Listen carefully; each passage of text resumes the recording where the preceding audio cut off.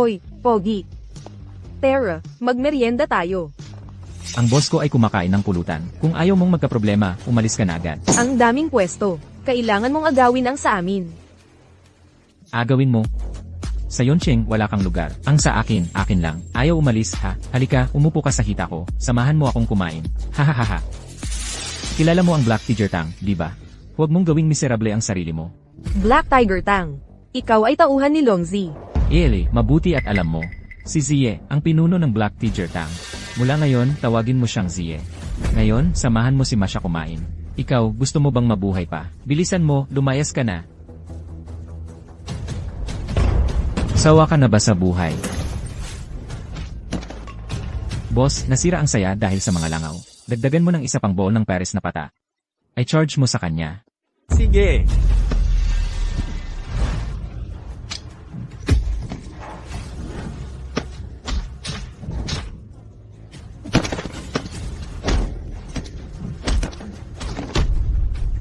Boss, bitawan mo, masakit. Hintayin niyo ako. Kung may tapang ka, huwag kang tumakbo. Mas mabuti kung magmadali ka. Nagmamadali ako.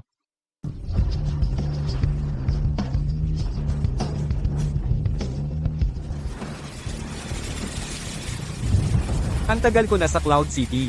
Ngayon lang ako nakakita ng taong sa teritoryo ng Cloud City. Ginawa to sa tauhan ko.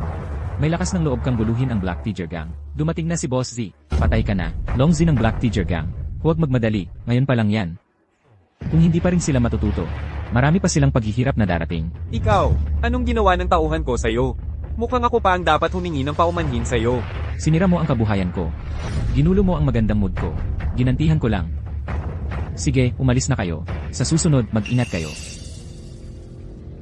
Ang galing mo talaga. Ganito na lang. Papaluan ko siyang lumuhad sa'yo. 3 malakas na yuko, okay ba? Pwede rin naman. Sa tingin ko, bibigyan kita ng 2 pagpipilian. Una, lumuhad ka sa harap ko, at gapangin mo ang pagitan ng mga hita ko. Tawagin mo akong lolo ng 3 beses. O kaya, hahayaan kong basagin ko ang munggang binti mong yan. Tingnan natin kung ano ang pipiliin mo. You, Boss Z, gusto mong mamatay. Alam mo ba kung sino si Boss Z? Lahat ng underground power sa buong Cloud City, kay Boss Z, at maraming mga bayani at mandirigma sa negosyo, ay nagsumpaan sa kanyang pagkakapatiran. Kasama na dyan ang Taikuo ng Cloud City, si Song Yuhong. Boss Z. Hoy, sa loob ng 5 minuto, paikutin mo si Old Zong papunta sa North Street Park. Kung hindi siya darating, paalisin mo siya at magtanim na lang ng mais. Sino ka ba talaga? Si Song Yuhong, ang Taiko ng Cloud City. Mapapatawag mo sa loob lang ng 5 minuto? Akala mo ba artista ka? Bilis, puntahan mo si Brother Zong at kunin mo siya rito. Papatayin ko tong gago. May lakas ng loob siyang man-index sa akin. Sa teritoryo ng Cloud City, ipapaalam ko sa kanya kung ano ang kahihinatnan niya. Bilis!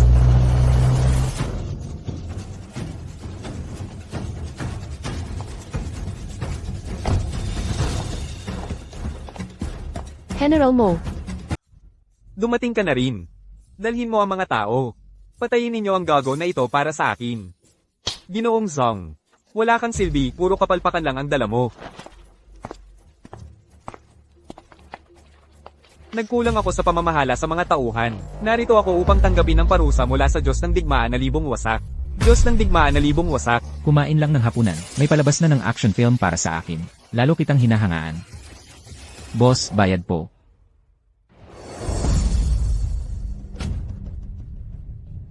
Ginoo, ang Juyo na hinahanap ninyo. Nagsisimula nang magsiyasat ang lahat ng kampo militar.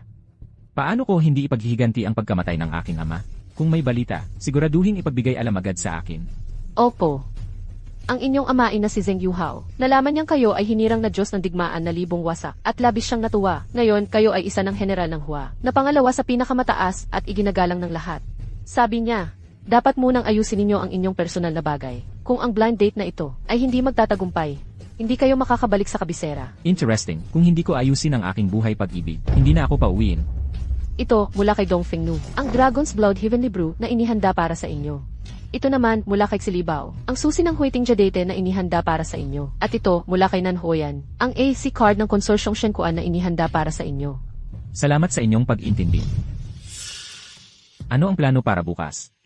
Ginoo, alam kong palagi kayong busy. Kaya itong 3 blind date ay isinabay-sabay ko na ang schedule. Ni isa nga hindi ko kayang ayusin, 3 pa ang ipapasama sa akin. So, isang delivery rider ka lang pala. Anong oras ba tayo nagkita? Pasensya na. Alas 8 ng gabi. Pero medyo traffic. Dapat may sense of time ka naman. Wala akong ibang hinihingi. Hindi bagay na late ka sa blind date. Bahala ka. Sa itsura mong yan, hindi na kita pipilitin. Kaya mo bang maglabas ng 1 na milyong piso na dowry? Grabe na talaga ang mga matchmaker ngayon. Magpapakilala muna ako. Ako si Mu Chenfeng, 30 anyos na ako. Ang sahod ko ay 3,500 kada buwan. Sa Nirvana Express, nagtatrabaho ako bilang delivery rider. Ang basura mo talaga. Kahit 3,000 lang ang sahod mo, ang lakas pa ng loob mong magsalita, sasabihin mo sa babae. Sa kalagayan mong yan, namimili ka pa, hindi ka naman papansinin ng mga babae. Hindi, ano naman kung 3,500? Baka gusto mong panasan muna to. Okay lang, hindi na kailangan. Narinig ko sa matchmaker. Nagde-delivery ka ngayon, pero dati kang sundalo. Ayos, guwapo ka naman pala.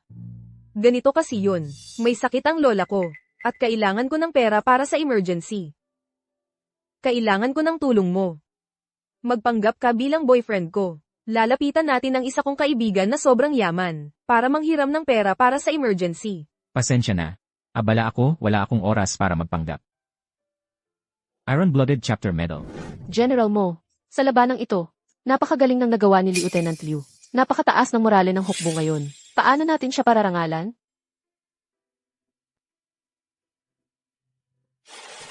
Opo. Ngayon na, ihahanda ko na ang awarding ceremony. Hoy, huwag ka namang magmadaling tumanggi. Sige, samahan mo muna ako. Pagkatapos nito, siguradong may makukuha ka. Ano ang sinabi mo? Samahan mo na lang ako, please. Bibigyan kita ng 500 piso kada araw. Mas malaki pa yon, kaysa sa kinikita mo sa pagde-delivery, di ba? Sige na nga. Tara na, umalis na tayo. Hoy, sino ang nagpahintulot sa'yo na pumasok? Alam mo ba na pribadong club ito? Kailangan ng VIP card para makapasok. Si Ginoong Ling ang nag-anyaya sa akin. Kaibigan ko ito. Sige, ikaw na lang ang umakyat. Kung may kailangan ka, mag-text ka sa akin. Inom, inom. Tagay. Ginoong Ling, medyo lasing ka na. Gusto mo bang gisingin kita? Ay, hindi na kailangan. Si Yun Shuang na ito. Si Binibining yun. Ang babaeng matagal ko nang hinahangaan. Ha ha ha. Ginoong Ling, ang pagpunta ko rito ngayon, ay para pag-usapan, ang paghihiram ko ng 1 milyon. Ah, 1 milyon. Oo, tama. Tingnan mo ang basong ito. Pagkatapos inumin ang gamot na ito, mas gaganahan ka pa mamayang gabi. Ibibigay ko na lang sa iyo ang 1 milyon. Inumin mo ang alak na ito. Ginoong Ling, ako. Hindi ako marunong uminom. Halika, halika, halika. Umupo ka muna sandali. Halika, inumin mo ito. Basta paglingkuran mo ako ng maayos ngayon. Kahit magkano ang gusto mo, ibibigay ko sa'yo. Para makauwi ka na, at matulungan ng lola mo. Hindi ba't may sakit, at nagmamadali ang lola mo? Ha? Baka gusto mong pag-isipan? Ha? Ginoong Ling, talagang hindi ako umiinom. Tumigil ka. Naku, Sasabihin ko sa'yo. Kung lalabas ka ngayon, siguradong sasabihin ko, patay na ang lola mo. Ay. Sinabi ko na sa'yo, ito ay pribadong club. Hindi pwedeng pumasok ng pilit. Bakit hindi mo maintindihan ang sinasabi ko? sige, tulungan mo akong kumuha ng isa. Ipadala mo agad. Sino ka ba? 1 milyong piso ang halaga ng card. Basta-basta lang kukuha. Akala mo tanga ako. Black Diamond VIP card ng Shenquan Bank. Sa buong WAC, ang mga taong may ganitong card, hindi lalampas sa 10 tao, kung may hindi gumawa ng maayos ngayon. Huwag kang magalit kung magiging bastos ako. Mas mabuti pang habarin mo ang sarili mo. Kung hindi, Mamaya, hindi na ako lang ang mag-isa. Hindi na ganoon ka-simple.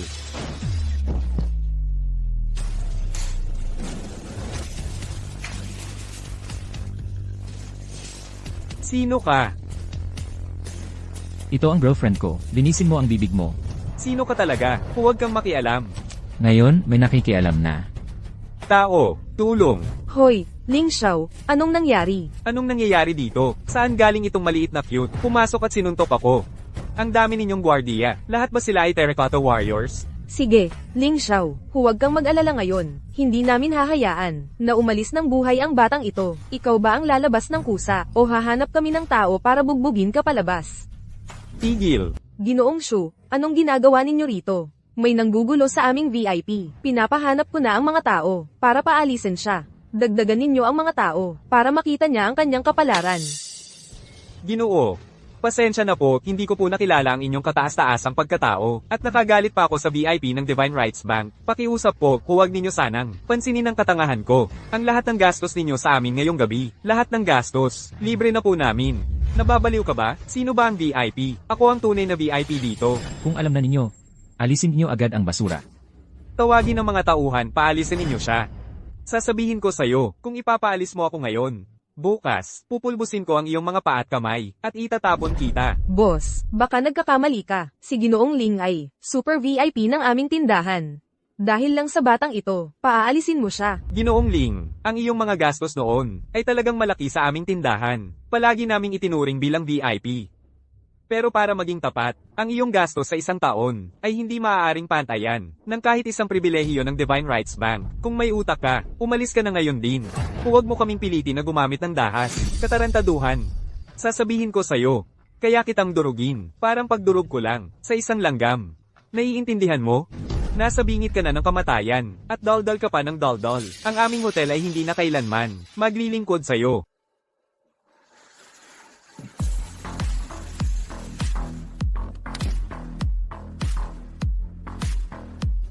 Tatay. Ito yung lalaking ito. Mo. Anong mo? Akala ko matapang ka? Paano siya naging siya? Sasabihin ko sa'yo. Ngayon, ako ay narito para kunin ang buhay mong aso. Anong ekspresyon yan? Dito sa Yuncheng. Ang pamilya Ling ang hari. Magsunog, pumatay, magnakaw. Anong hindi ko kayang gawin? Ako si Young Master Ling. Ikaw lang na isang maliit na delivery rider. Gusto mong hamanin ng aming pamilya, Ling? Ang isang delivery rider, dapat gawin lang ang trabaho ng isang delivery rider.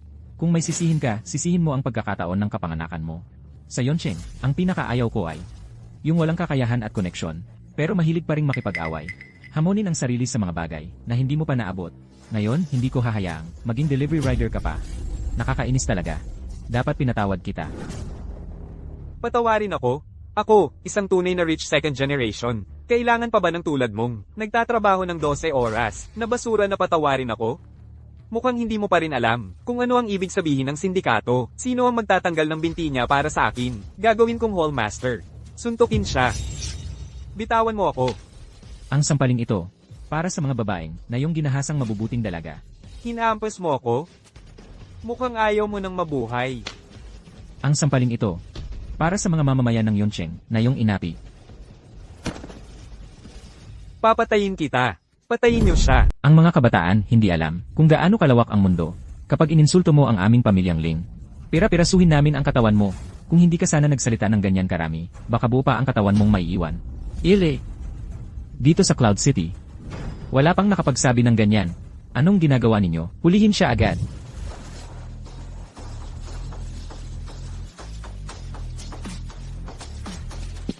Pagpupugay kay General Mu Chenfeng. Tumayo ka. Ang pamilyang Ling. Ang lakas ng loob mong manlait kay General mo. Mukhang ngayon na ang katapusan ninyo. Pamilyang Ling. Marami kang utang na dugo. At ngayon, ang mga mamamayan ng Cloud City, ayaw na sa iyo. Isinasaalang-alang ko na ikaw ay isang veterano. At marami kang naitulong sa digmaan. Kaya akala ko magbabago ka. Kung hindi, dapat matagal ka ng pinarusahan. Pero ngayon, nang insulto ka kay General mo. Ngayon, tapos na ang pamilyang Ling. Ikaw. Sino ka ba talaga? Gusto mo talagang malaman kung sino ako? Ang maliit na lungsod ng Yuncheng, puno ng mga sindikato. Talagang nabuksan ang aking mga mata. Ang inyong pamilyang Ling. Ilan na kayang mga walang muwang na dalaga ang inapi at dinungisan? At ilang taon na kayang nangaapi at nambubuli? Mga opisyal, ang aming pamilyang Ling at si Zong Yuhong, ang magnet ng pamilyang Zong, ay napakalapit. At siya ay isa sa mga pinakamahusay na tauhan ng kasalukuyang Zook War God. Kung ayaw ninyong mamatay, patayin niyo agad ang binatang ito, dito mismo. Kaya pala, ikaw, hamak na delivery boy. Saan ka kumuha ng napakaraming extra? Ang aming pamilyang Ling at si Zong Yuhong ay sobrang close. Sasabihin ko sa inyo. Ngayon, patayin ninyo ang hayop na ito para sa akin. Pagbibigyan ko kayo. 2 bulag na walang kwenta. Dilat ang mga mata mong aso at tingnan mo. Ang nakatayo sa harap mo ay si Dakilang Zuke. Tungkol naman kay Zong Yuhong. Noong mga nakaraang araw pa, ay inasikaso na ng aming general. Ha? Siya nga si Dakilang Zuke. Impossible. Bakit pupunta si Dakilang Zuke sa Yonchen? Kung ikaw nga si Dakilang Zuke, sino naman yung 5 nasa likod mo? Sasabihin ko sa'yo, isang delivery boy. Huwag kang makialam sa mga bagay na ito. Hindi maganda para sa'yo. Ang dragon ay umaatungal sa 4 na dagat. Ang phoenix ay sumasayaw sa 9 na langit. Lumabas ang ginintuang batong panuto. Lahat ay magpapatira pa. Ang makakita ng batong ito ay para nang nakakita ng Panginoon ng bansa. Diyos ng digmaan, kasalanan ko po ang lahat. Nauulian na ng katandaan ng tatay ko. Responsibilidad ng aming pamilya, ang mga yon. Paumanhin. Pakawalan mo na ako. Pakawalan? Kanina mo pa sinasabi. Nagnanakaw, nanggugulo at pumapatay. Ang mga babaeng nilaro mo, daan-daan man o dose-dose ng tao, ang kapangyarihan ng inyong pamilya ngayon, ang mga Ling. Hindi na nga ako pinapansin. Diyos ng digmaan, hindi ko kayo nakilala.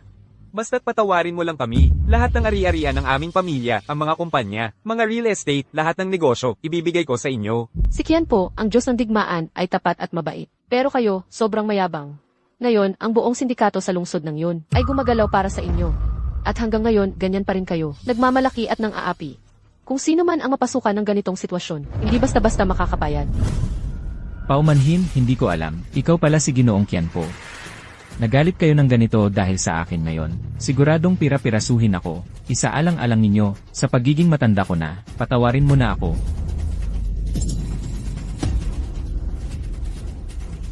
Matandang hayop, malapit ka nang mamatay, hindi ka pa nagsisisi.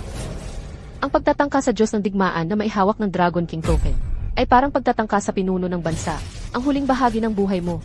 Sa bilangguan mo nagugulin. Hilahin siya palayo. Makipagtulungan sa iba't ibang departamento, upang imbestigahan ng husto ang kanyang mga gawaing sindikato. Opo, susundin ko.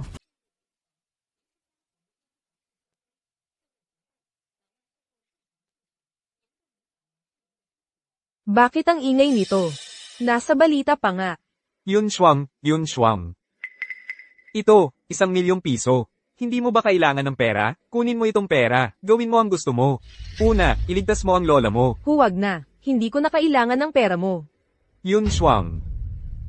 Alam ko, marami akong maling nagawa noon. Mali ako, dapat mamatay ako. Pakiusap, tanggapin mo na lang itong pera. Isipin mo na lang na ito'y para sa aking kaligtasan. Yun Shuang.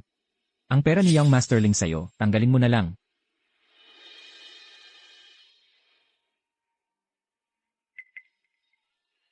Salamat, sa hinaharap, hindi na ako makikialam sa inyo. Hoy, narinig mo ba? Nagtipon ng 5 5-star generals sa Cloud City. Ano sa tingin mo? Darating din kaya ang Diyos ng digmaang Qianpo? Pag sinabi mo ang Diyos ng digmaang Qianpo, parang kilala mo siya. Ang tanga mo naman, siya ang pangalawa sa pinakamakapangyarihan. Sino ba ang hindi nakakakilala sa Diyos ng digmaang Qianpo? Pero siya, hindi niya ako kilala. Ako, hindi ko siya kilala. Kaya nga sabi ko, ang Jologs mo, hindi mo ba narinig? Ang kwento ng Diyos ng digmaang Qianpo. Noong panahon, nilusob ng hukbo ng Xiongnu. Ang hari ng Hua Nation, ay ipinadala ang Diyos ng digmaang Qianpo para sutulan sila. Nag-isa siyang pumasok sa kampo ng kaaway, at pumatay ng 3 araw at gabi. Napatay niya ang mahigit 1,000 tao. Higit pa riyan. Dati, siya ay ampon ng pinakamayamang tao sa Hua Nation. Pero sumali pa rin siya sa hukbo. Ay, noong nasa hukbo ka, hindi mo ba narinig ang kanyang mga ginawa? Sige na, ang dami mong alam. Oo nga, palagi akong kinukwentuhan ng tatay ko noon, tungkol sa mga ginawa ng Diyos ng digmaang Qianpo. Oh, tingnan mo, ito ang ibinigay sa akin ng tatay ko. Ang Iron Blood Hua Chapter, pendant. Nakita na ng tatay mo ang Diyos ng digmaang Qianpo, di ba? Isang beses lang silang nagkita. Sayang, namatay na siya sa digmaan. Ngayon, kami na lang, ng lola ko ang magkasama. Kaya kahit anong mangyari, Ililigtas ko ang lola ko.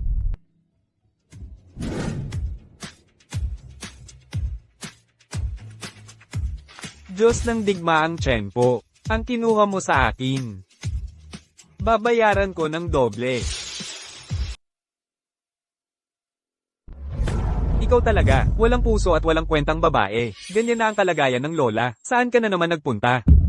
Ako, kagabi, nasa bahay ako ng boyfriend ko. Anong boyfriend? Di ka na ba nag-uusap ni Shihaw? Anong Shihaw? Di ba sinabi ko na sayo? Wala talaga kaming relasyon. Siya ang boyfriend ko. Ang pangalan niya ay Mo Chenfeng. Ha, sinong bagong boyfriend naman to? Ganyan na naman ang taste mo. Ano naman ang trabaho niya ngayon? Nagtatrabaho ako sa Nifeng Kuwaidi. Kuwaidi, delivery. Ang trabaho mong yan, araw-araw sa init at ulan. Magkano lang ang kinikita mo sa isang buwan? 3,500. Ano? Ano daw? Tama ba ang narinig ko?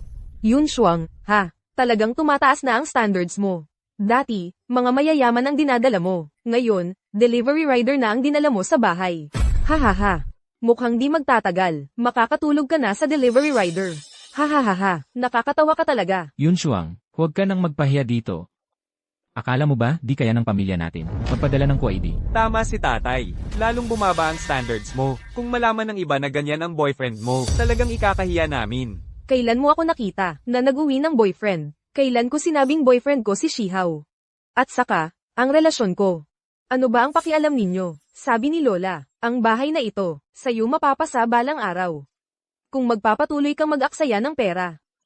Ang bahay na ito, sa isang iglap ay mapupunta na, sa walang kwentang to. Ilang beses ko nang sinabi, hindi ko hinahangad ang bahay ni Lola. Kung kanino niya gusto ipamana ang bahay, karapatan niya yun. Rider ako. Pero dati akong sundalo sa hangganan. Hindi ako naghihirap sa pera. Lalong hindi ko ninanais ang bahay ng lola niya. Buti naman alam mo ang lugar mo. Kung ganoon kay Aman ka pala. Bayaran mo na ang utang ni Yon Shuang sa amin. Sagutin mo na. Utang ko. Kailan ako nagkaroon ng utang sa inyo? Bata, sasabihin ko sa'yo. Ilang taon nang patay ang mga magulang ni Yon Shuang. Siya, kami ang laging nag-aalaga sa kanya. Kung pakakasalan mo siya, karapat dapat lang na magbigay ka ng kompensasyon. Ang kapal talaga ng mukha mo. Pagkamatay ng mga magulang ko, hindi niyo ako inalagaan kahit isang araw. Ngayon lang ako nagkaroon ng boyfriend. Ginagatasan niyo na naman ako. Huwag kang magmalaki, nakikinabang ka na nga. Kung sa'yo mapunta ang bahay na ito, aabot yan ng 20 milyon, di ba? Magbigay ka ng 10 milyon sa pamilya. Hindi ba dapat yon? Sa totoo lang. Dapat sa akin na lang ibigay ni Lola ang bahay. Sa'yo, isang palamunin. Wala namang silbi. Dapat. Pagkatapos mong graduate, nagtatrabaho ka ba kahit isang araw? Nasa bahay ka lang palagi, tamad, puro kain at babae ang inaatupag. Wala kang hiya, ikaw pa ang magsasabi na dapat sa'yo ang bahay ni Lola. Yun Shuang. Narinig ko na. Ang tungkol sa perang kailangan para sa pagpapagamot ni Lola. Naghanda na ng pondo ang tatay ko. Anytime, maaari nang ipagamot si Lola. Ang pera para sa pagpapagamot ni Lola, handa na ako. Huwag ka nang madalas pumunta sa bahay namin, Yun Shuang. Paano mo kinakausap si Shihaw? Ang real estate ni Shihaw ay lalong lumalaki ngayon. Una na siya sa Yun City. Tungkol naman sa kung paano niya trinato ka, kami, ang pamilya. Ay nakikita naman namin lahat. Yun Shuang. Narinig ko sa labas. Nakipag-ugnayan ka pala sa isang maliit na delivery rider na hindi man lang makapaglabas ng 10 milyong sustento. Hindi ka ba nahihiya sa iyong mga tiyo? Kung hindi ka marunong magsalita, hindi ka naman pipilitin. Ngayon, ang galing-galing mo nang magsalita Pero huwag kang mag-alala, hindi namin papayagan si Yun Shuang na magpakasal sa isang delivery rider. Ikaw si Mo Chenfeng, tama ba? May ilang bagay. Na hindi niya naiintindihan, isang batang babae lang siya.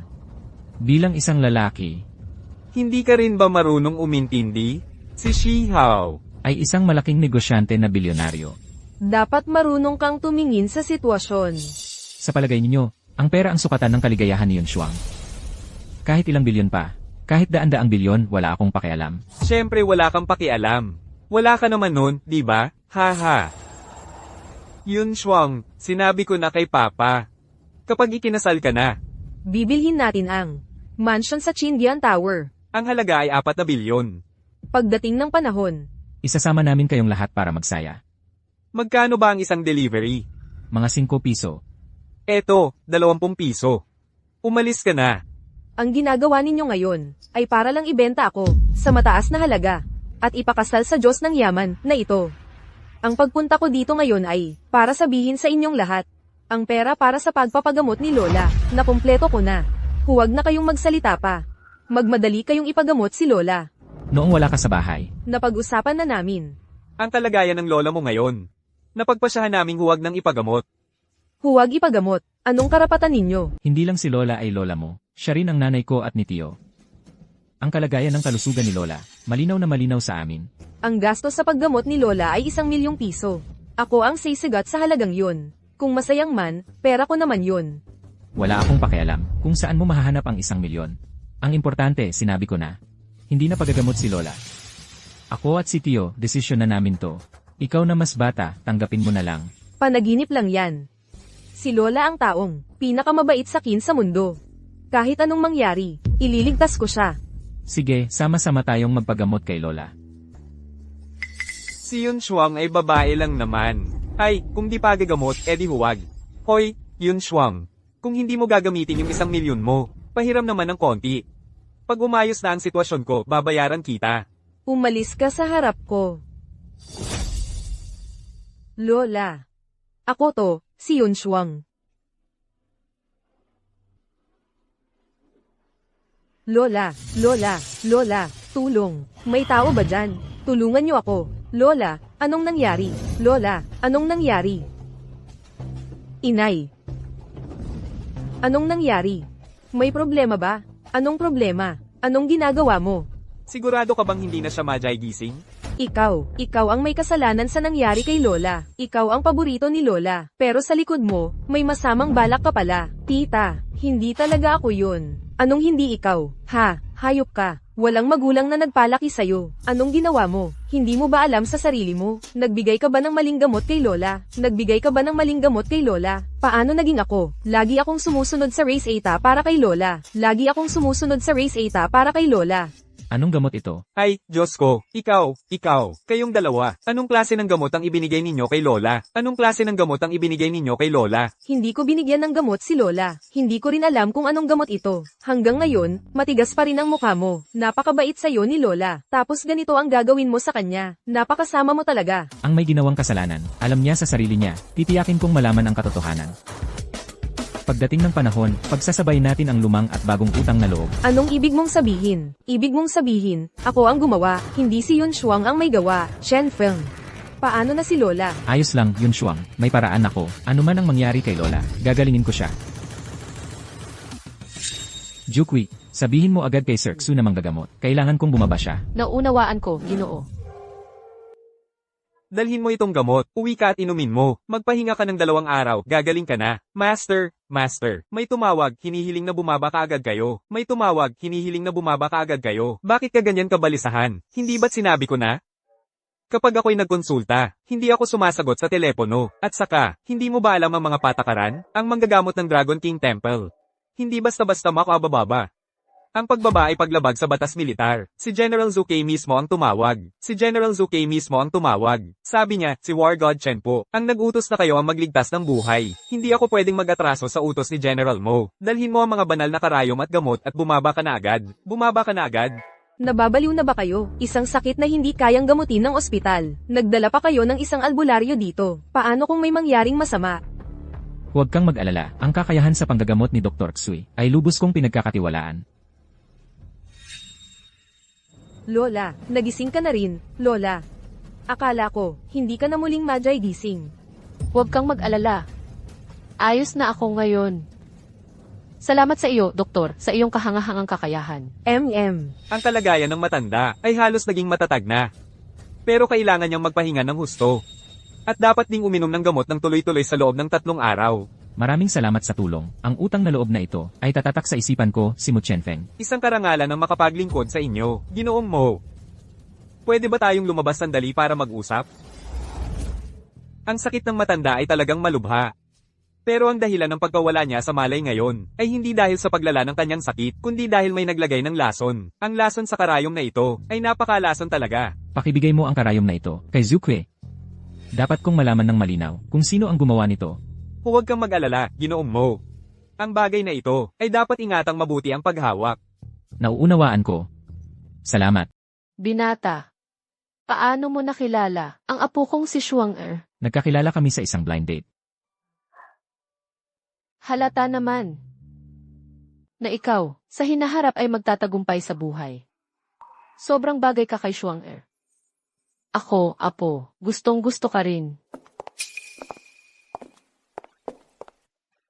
Kumusta po, Lola? Sino ka? Ako si Qin Shihao. Kaibigan ni Shuanga. Bakit ka nandito na naman? Wala ka bang ibang ginagawa araw-araw? Hoy, Yun Shuang. Anong sinasabi mo? Shihao, huwag mo siyang pansinin. Ganyan talaga ugali niya. Narinig niyo na ba? Si Diyos Digmaang Chen po ay magdadaos ng victory party sa Yun City. Kaninang umaga, sinadya kong kumuha ng 2 imbitasyon. Ito ay personal na inihatid ni Mahal na Zokei. Para sa pamilya yon. Sinadya kong magdala ng isa. Salamat sa kabutihan mo. Pero hindi namin ito kailangan. Hoy, Yun Shuang, itong batang to, anong sinasabi mo? Hindi ka naman negosyante. Anong alam mo? Ito ay imbitasyon para sa victory party ni Diyos Digmaang Chen po. Pwede tayong makipag-ugnayan. Baka sakali, lalo pang lumakas ang pamilya natin. Siyaw mo. Masama ang pakiramdam ko. Gusto kong magpahinga. Tulungan mo si Shuang-er na ihatid ang bisita. Sige, Lola. Narinig mo ba, Ginoong Chin? Masama ang pakiramdam ng lola ko. Kailangan niyang magpahinga. Umalis ka na. Kaka-rating ko lang. Papaalisin mo na agad ako? Hindi ako ang nagpapaalis sa'yo. Ang lola ko ang nagsabing magpapahinga siya. Kaya umalis ka na. Yun Shuang, hindi ka makakatakas. Sa huli, magiging akin ka rin.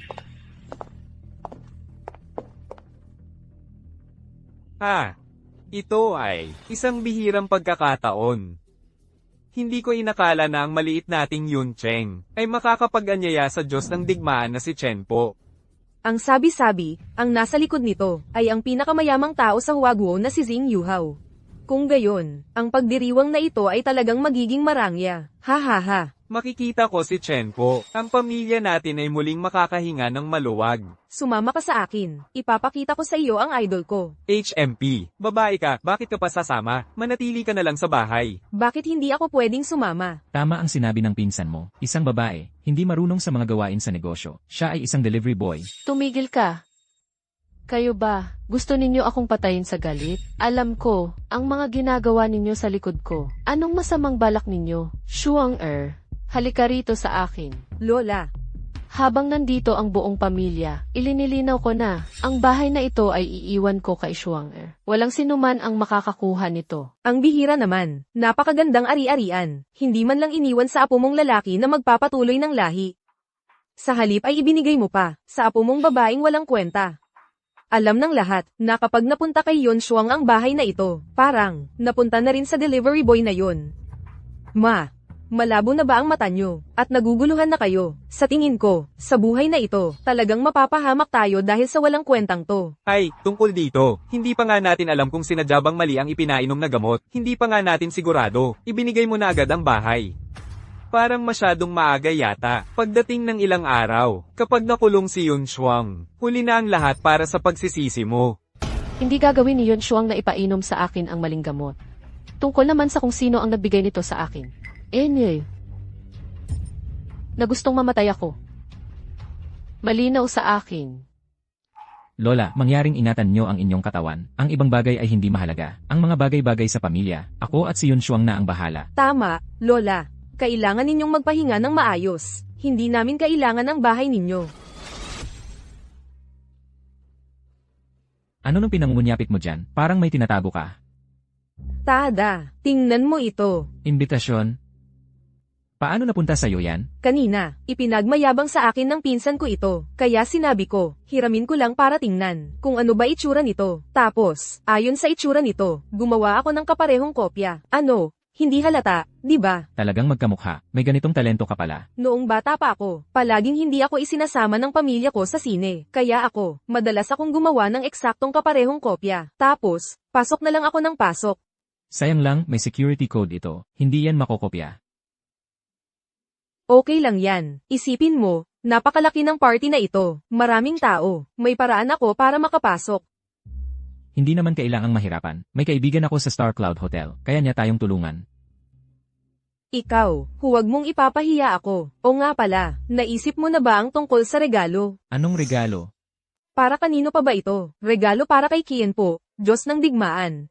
Ngayong araw, nakita ko sa bahay na naghanda ang tito ko, ng mga mamahaling alak at jade. Mukhang napakamahal ng lahat. Sa tingin ko, kung ang pamilya yon ay naghahanda ng ganito kabigat na regalo, lalo na ang ibang pamilya. Hindi na kailangang mag-abala. Kahit anong regalo, halos pare-pareho lang naman. Tingnan mo naman itong tao, wala kang alam sa pakikisama. Ako, nakahanda ako ng isang maliit na regalo.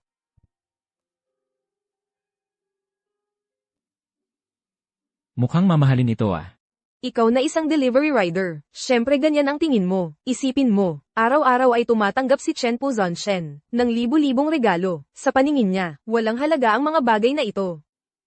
Hindi ako naniniwala dyan. Bakit? Isipin mo bilang anak ng pinakamayaman. Sanay na siya sa lahat ng mamahaling bagay. Pero ang Snow Lotus, nakakatigil ng dugo at nakakapagpagaling, nakakapagpalakas pa ng katawan. Para sa isang general na maraming taon nang nakikipagdigma, ito ang pinakamabuti. Pagdating sa pagbibigay ng regalo, ang katapatan ay mas mahalaga kaysa sa halaga. Salamat, Mo Chen Feng. Bigla akong naging mas kumpiyansa. Sige, ito na ang ipadala natin. Kapag kasama kita, napapanatag ang loob ko. Okay, sa pagkakataong ito, makinig ka sa akin. Pagdating natin sa reception hall, sabihin mo na ito ang regalo mo. Para hindi ka matawan ng mga kamag-anak kapag wala kang dala. Hindi na kailangang magpakabigat. Hindi naman ito malaking okasyon. Hindi na kailangan. Ako ay miyembro ng pamilya yun. Hindi nila ako mapapahamak. Pero ikaw, isang delivery rider. Gusto kong makita kung sino ang mag-aapi sa akin. Ginoo, itong pagkakataon, si Tio Zeng ay nag-utos na ang iyong piging ng tagumpay ay dapat talagang ipagdiwang ng malaki at espesyal. At inutusan niya ako na anyayahan ko ang mga kilalang tao sa politika at negosyo ng Yoncheng. Pati na rin ang mga tao sa larangan ng kultura. Lahat sila ay imbitahin. Ang bagay na ito ay sinimulan ko ng asikasuhin. Hindi siya mabibigo. Ginoo, sinasabi mo na si Amang.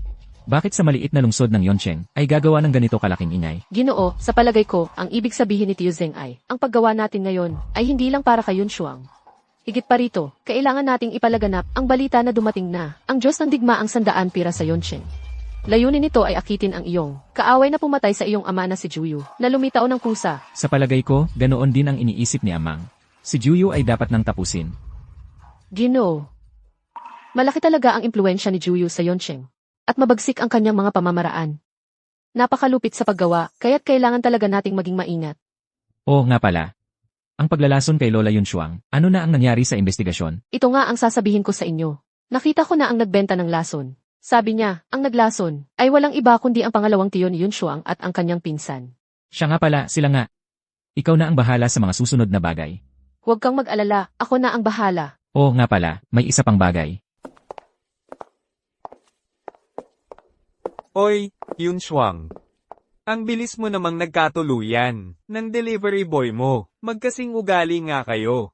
Ginoong Chin, kailangan mong maintindihan. Dapat talagang magkapareho ang estado sa buhay. Mukha siyang promdi. Paano siya magiging karapat-dapat sa'yo? Ginoong Qin, hindi namin inakala na napakabilis mong magpalit ng babae. Ano? Naiinggit ka ba? Tingnan mo ang mga mamahaling sasakyan sa labas. Sa tingin mo ba, ang estado mo ay angkop sa ganitong okasyon? Huwag mong sabihin iyan. May mga babae kasi na mas gusto pang tumawa sa loob ng delivery van kaysa umiyak sa mamahaling kotse. Ang relasyon namin ni Yun Shuang, hindi kailangan ng pamilya Qin na makialam. Gago ka. Hindi ka pa nahihiya sa sarili mo? At nagmamalaki ka pa rito. Ang mukha ko ay ibinigay ni Yun Shuang.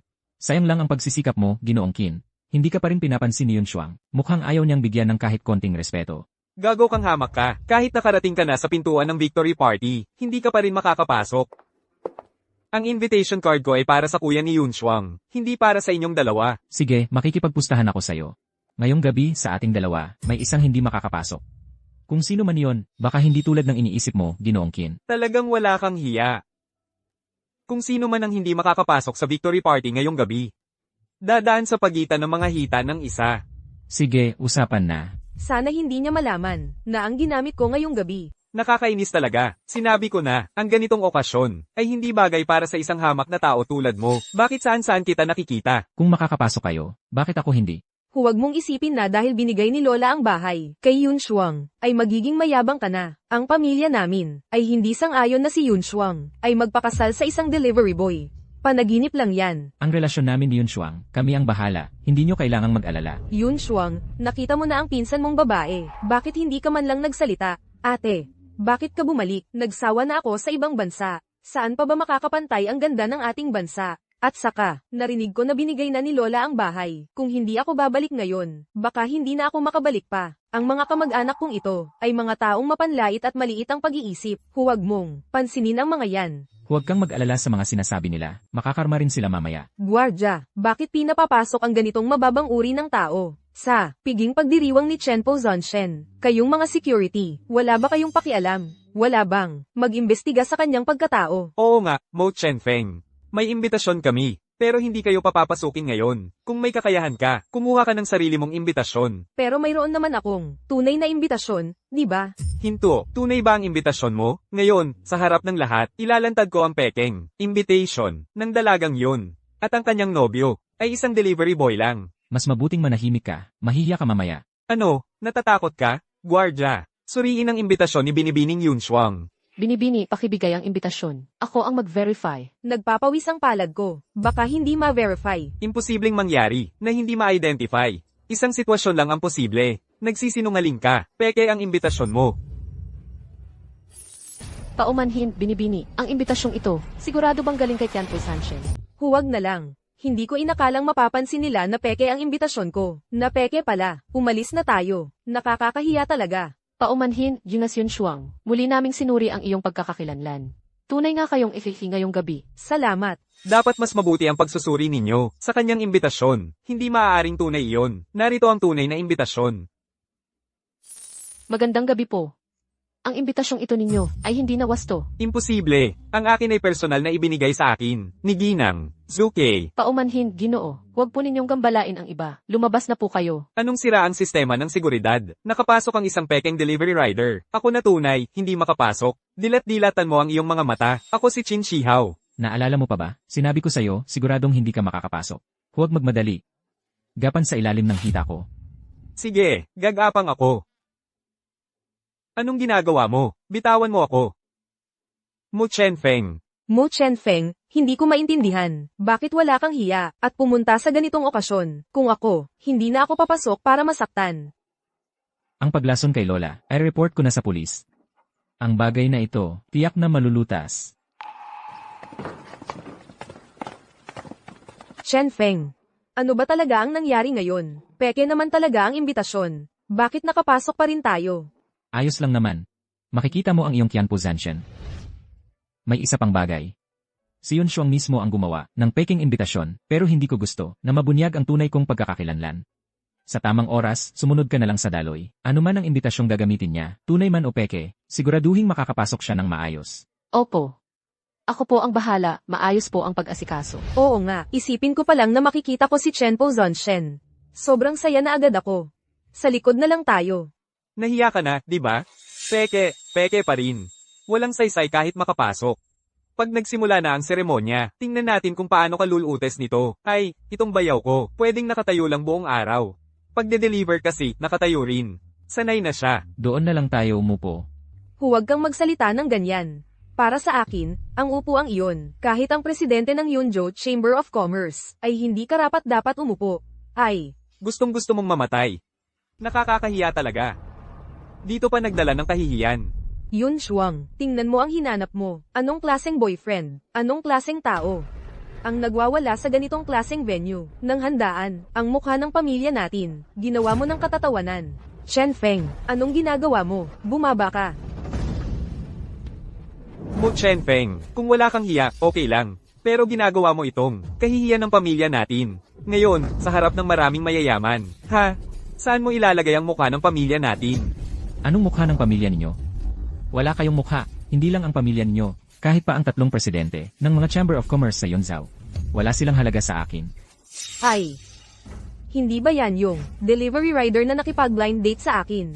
Nagbibiro ka sa ganitong okasyon. Wala pa si Chen Po Zonshen. Ikaw ang nag-iingay. Hehe, Kuya Delivery. Dahil nakipag-blind date tayo noon. Sasabihin ko sa'yo. Ang pagiging mahirap, hindi naman nakakatakot. Pero dapat mong malaman, bawat isa sa mga taong nandito ngayong gabi ay kayang magpasya sa kapalaran mo. Madali nilang puputulan ang buhay mo. Sasabihin ko sa inyo, napalitan ang invitation letter ko. Pinagbintangan nila ako sa waiter. Ang invitation letter ko, galing mismo kay Josuke. Pero hinarang ako sa pintuan, ng kalahating oras, bago nakapasok ulit. Tiyak na. Ikaw ang nagbayad sa waiter, para pagbintangan ako. Papahintuin ko ang lahat ng negosyante, sa lungsod na makipagtransaksyon sa'yo. Dumating na ang 3 pangulo. Alam mo ba kung nasaan ka? Binata, ang mga kinakaharap mo ay mga elite ng negosyo na may bilyon-bilyong halaga. Narito silang lahat para sa Diyos ng digmaang si Chen Pu Zonshen. Sa dami ng mahalagang bisita ngayon, ikaw pa ang nagkakagulo dito. Habang hindi pa malaki ang problema, umalis ka na rito agad. Napakaraming malalaking tao sa negosyo ang dumating. Talagang pinagpapala ako. Pero kahit na kayo, o kahit si Zuke at ang mga 5-star generals ang dumating, wala silang magagawa sa akin. Dahil kung wala ako sa salusalong ito, walang saysay na ituloy pa ito. Ang yabang ng batang ito. Nababaliw na ba siya? Nagtapang siyang umakyat sa entablado. HMPH. Ang saya-saya talaga ngayong gabi.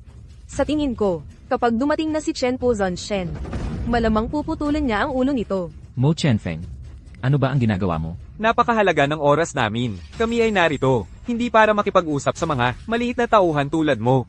Dapat mong malaman ang iyong lugar. Sasabihin ko sa iyo ngayon. Gagawin kitang isang kahit ano. Alam ko kung sino siya.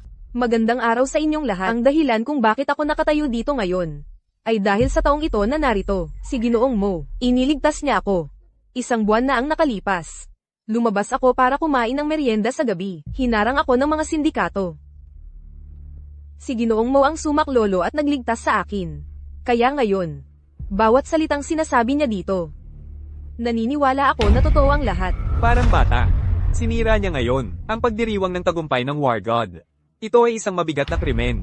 Ang sinasabi ng isang batang babae, walang silbi iyon. Hindi niya pinakinggan ang sinabi ni Lord Zuke. Akala mo lahat ng sinasabi niya ay totoo. Ang sabihin mo pa sa ganitong okasyon, mas mabuti pang barilin na lang siya sa labas. Kayo pong lahat ay mga respetadong nakatatanda. Alam kong wala akong karapatan. Pero, ang lolo ko ay dapat may karapatan. Ang apo kong babae ay hindi nagsisinungaling. Ginoong Zhao, tamang-tama ang pagdating ninyo. Sasabihin ko sa inyo, ang taong ito ay isang troublemaker. Mula nang dumating siya sa Cloud City, gumawa siya ng maraming bagay na baligtad ang tama at mali. Ngayon, sa ilalim ng iyong patunay, palayasin ninyo siya. Young Master Chin. Huwag ka nang magulo pa. Tiyak na kinainisan mo si General Mo. Hindi kanya sinisisi. Malaki na ang pagtitiis niya sa'yo. Mag-apologize ka agad sa kanya. Pinapag-apologize mo pa ako sa kanya? Nababaliw ka ba? Malinaw na siya ang kumuha ng babae ko. Pinapag-apologize mo pa ako sa kanya? General Mo. Ang pamilya Chin ang hindi sumusunod sa patakaran. Naabala ka nila. Humihingi ako ng paumanhin dito. Pakiusap, huwag mo na siyang pag-initan. Si Ginoong Zhao ay napakarespetado. Paano niya gagawin ito sa binatang ito? Magbigay ng ganitong malaking paggalang. Ginoong Zhao, ano ang ginagawa mo? Siya ay isang delivery boy lang. Pulubi, inuutusan kitang lumuhod.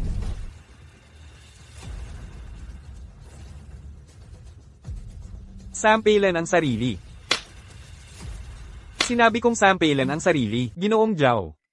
Iginagalang kita. Ang binatang ito ay talagang walang alam sa kaugalian. At nasira niya ang kasiyahan ng lahat, ano man ang mangyari. Ngayong araw ay tiyak na magbibigay ako ng paliwanag sa inyong lahat. Mula noong nakaraang linggo, tinanggihan ko na ang maraming internasyonal na pulong pangnegosyo. Hanggang ngayon, ito ay para lamang maghanda para sa salusalong ito. At ano ang nangyari? Nasira ito ng isang delivery boy. Josuke. Paulit-ulit niyang ipinagbilin sa akin. Nagawin ito ng maayos. Sigurado akong sasabihin ko, ang Josuke, tungkol sa bagay na ito, ay magsasagawa ng masusing investigasyon hanggang sa wakas. Huwag kayong mag-alala. Kahit na dumating si Zuki ngayon, ang pwestong ito ay akin pa rin. Mo Chenfeng. Huwag ka nang magsalita. Ngayong gabi, na-offend mo ang napakaraming mayayaman ng Cloud City. Tiyak na magkakaroon tayo ng problema sa hinaharap. Sasabihin ko sa iyo, binata. Ang lahat ng pumunta sa Chamber of Commerce ngayong gabi ay mga magnate ng negosyo sa Cloud City. Sino sa kanila ang hindi mas matagal ang karanasan kaysa sayo, at hindi mas malawak ang network? Sa sobrang kayabangan mo, ang aming Chamber of Commerce ay magsasamang magboboykot sa'yo kapag nagutos lang kami. Sa buong Cloud City, ang lahat ng restoran at hotel ay hindi ka na makakapagkonsumo o makakakuha ng serbisyo. Lele. Ang Chamber of Commerce ninyong kasing liit ng pugad ng maya, gusto pa akong i-boycott. Sasabihin ko sa'yo, ang taong makakaboykot sa akin ay hindi pa ipinapanganak sa Huaguo. Pagkalipas ng 10 minuto, pagdating ni Zuke, mabuti. Sa pagpunta ko sa munting Cloud City, nakakita ako ng iba't ibang bagay. Puno ng sindikato ang buong lungsod. Sumali lang sa isang piging. Pinagbawalan na ako ng Chamber of Commerce. Sa palpak na piging na ito, may mananagot. Sabihin mo sa lahat. Ngayon, sa harap ni War God Chenpo, isusumbong kita. Isumbong kita na pinasuhol mo ang waiter para makapasok dito. Sabihin mo na sa lahat. Ikaw ba ang naglason kay Lola? Ako. Nang mahuli ka namin, nagpanggap ka pa, naghanap ng kung anong faith healer. HMPH. Ang pinakamasaklap pa. Naniniwala pa si Lola sa kasinungalingan mo. At binigay pa sa'yo ang bahay. Hindi talaga ako ang gumawa. Anong hindi ikaw? Ang cute-cute mo talaga.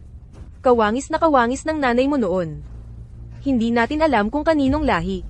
Kung taga-pamilya yun ka ba talaga, hindi natin alam. Noon, naawa kami sa'yo, kaya pinatira ka namin.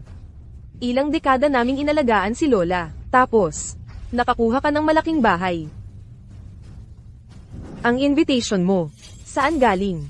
Peke ba? Sa tingin ko, tingnan mo siya, ang masamang intensyon niya, alam niyang maraming, mayayamang anak mayaman, ang nanliligaw kay Yun Shuang. Pero siya, parang kuto, dikit ng dikit kay Yun Shuang. Noong unang araw niya sa pamilya namin, nagpanggap silang dalawa, niloko nila ang lola, binigyan nila ng gamot na pampatulog ang lola, agad-agad gumawa ng testamento ang lola, ibinigay sa kanya ang bahay. Ako, hirap na hirap, kay Lola, nag-aalaga, bumibili ng gamot, HMP. Sa huli, wala akong nakuha kahit piso. Yun Shuang, kung hindi mo ako pagbibigyan, sasabihin ko kay Lord Zuke, ang tungkol sa pekeng. Invitation mo, hayaan nating si Lord Zuke ang bahala. Huwag kang matakot, Yun Shuang. Maliit na bagay lang yan. Ikaw, traidor, sa napaka-importanteng araw na ito, dinala mo pa ang isang, at kinainisan si Young Master Chin. Si Young Master Chin, bilyon-bilyon ang yaman. Kung magkagalit ang pamilya Chin, at ang pamilya natin, ang negosyo ng pamilya natin sa ilang henerasyon, ay masisira sa mga kamay mo. Tama na, sabi ko na, dahil iginagalang kita bilang nakatatanda, kaya hindi kita sinasagot. Malinaw kong sinabi, wala akong relasyon kay Young Master Chin. Mula pagkabata, hindi pa ako nagkakarelasyon. Alam ninyong lahat yan. Sabi ko rin, hindi ako ang nagbigay ng gamot kay Lola. Alam ninyo yan. Pero ginagawan ninyo pa rin ako ng kwento. Ginagawan kita ng kwento. Walang kwentang tao ka. Sa ngalan ng pamilya yun. Paparusahan kita. Array.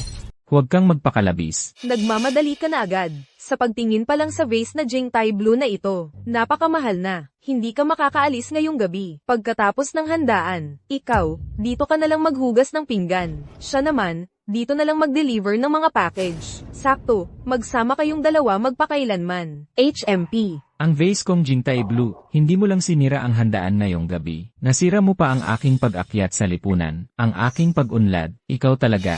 Yun Shuang, alam mo ba kung magkano ang halaga nito? Ng vase na Jingtai Blue na ito? Ito ay pinagawa ko sa maraming tao. Espesyal para kay War God Chenpo. Walang pangalawang katulad nito. Sa buong Huaguo. Nasira mo ito. Paano mo ito babayaran? Hindi ko sinasadya. Mag-iisip ako ng paraan para mabayaran ka. Babayaran. Nagkakamali ka yata, 200 milyon. Ito ay pinaghirapan naming 3 presidente, ng matagal na panahon. Napakahalagang kayamanan na nahanap namin. Presidente. Ang vase mong Jingtai Blue na ito, pick ito. Kalakalan mo lang yan, binata. Ito ay napakahalagang kayamanan. Anong ebidensya mo na peke ito? Dahil ang tunay na peres, nasa akin. Lalong sumasagwa ang sinasabi mo. Nasaan naman yung sayo? Sayon din Tiangong. Hahaha, binata, naniniwala ka ba sa sinasabi mo? Ang ibig mong sabihin, bahay mo ang Yunding Tia Ingong? Iyon ay magarang bahay sa Yuncheng. Ang kita mo sa buong buhay mo, hindi mo kayang tumira roon kahit isang araw. Hahaha. Kalokohan talaga ito. Magandang salo-salo. Paano nyo nagawang maging ganito? Ngayon ay ang pagdiriwang, para kay Qianpo Hanshen, at ang lahat ng naririto, ay mga pinakamayayamang pamilya sa Cloud City. Pero hindi ko inasahan, na ang isang magandang pagdiriwang, ay ginawa niyong, naging magulo at marumi, nagkagulo-gulo. Sa tingin ko, kanselahin na lang natin ang pagdiriwang na ito, at kayong lahat, dapat parusahan ayon sa batas militar. ipapadala sa hangganan para magtrabaho ng ilang taon. Bago pa ako magalit, mas mabuting ipaliwanag niyo sa akin kung ano ang nangyari, Ginoong Zuke. Ito ay dahil kay Mo Chenfeng, ang basura sa lipunan. Nakapasok siya sa bulwagan. Ginoo, kami ay patuloy na naghahanda para sa pagdating ni Chen Po Zonshen. Pero itong si Mo Chenfeng ay nagulo dito sa pagdiriwang at nakipagtalo pa sa mga panauhing pandangal. Sinira pa niya ang mamahaling porselana na inihanda ko para kay Chen Po Zonshen at nagmamayabang na nagsasabi na siya ay nakatira sa Cloud Top Heavenly Palace. Ginoo, may mga taong patuloy na nangaasar kay Mo Chenfeng. Ang ibig mong sabihin, ako ang hindi gumalang. Sa iba ngayon, maaaring magpatotoo ang lahat ng naririto kung ano talaga ang nangyari. Tumigil na kayo sa pag-aaway. Ginang Zuke. Magpapakilala ako. Ako ang tito ni Yun Shuang. Tungkol kay Miss Shane Feng, matagal ko na siyang tinitiis. Sa selo-salo kanina, sobrang yabang niya, walang respeto. Ang mga malalaking negosyante ng Cloud City, hindi niya pinapansin. Akala niya, wala nang makakagawa sa kanya. Hanggang sa nagpanggap pa siya bilang si Chen Po Zonshen. Inaantay ko lang talaga ang pagdating ninyo, upang kami inyong paglingkuran. At putulin ang kanyang ulo. Oo, puro kasinungalingan ang sinabi niya kanina. Nakita ko na siya. Isa lang siyang maliit na delivery rider sa Cloud City. 25,000 piso lang ang sahod niya kada buwan. Ang pagpapanggap bilang si Qianpo Zanshen ay isang malaking kasalanan. Ngunit ang pagbibintang kay Qianpo Zanshen ay mas mabigat na kasalanan. Pinapayuhan ko kayo, nalinawin muna ninyo ang lahat. Ginang Zuke, peke siya. Nakatira siya sa bahay namin. Kilalang kilala ko siya. Hindi maaaring, ang pamangkin kong walang magulang, ay makahanap ng isang Huagu Zanshen bilang nobyo. Sinabi niya mismo sa akin, 3,500 piso lang ang sahod niya kada buwan. Masasabi ko lang, magkaiba tayo ng mundo. Kahit ipakasal niyo si Bayan Xiong sa isang makina ng pera, hindi pa rin niyo ako kikilalanin bilang kanyang nobyo. Kahit ano pa ang mangyari, ako ang kasalukuyang boyfriend ni Yun Shuang. Nakakita na talaga ako ng klase. Ano ka bang boyfriend niya? Nabili mo na ba siya ng mamahaling alahas? O kaya ng mamahaling bag, damit? Kinilala ba namin kayo? Tama na, huwag na nating pag-aksayahan ng oras. Ang taong tulad niya, wala talagang hiya. Mukhang sa gabing ito, kayong lahat, ay iniisip na ako dapat ang responsable sa aksidente sa handaan na ito. Siyempre naman, kung hindi, si Joss Zuke ay hindi magiging masyadong galit, HM.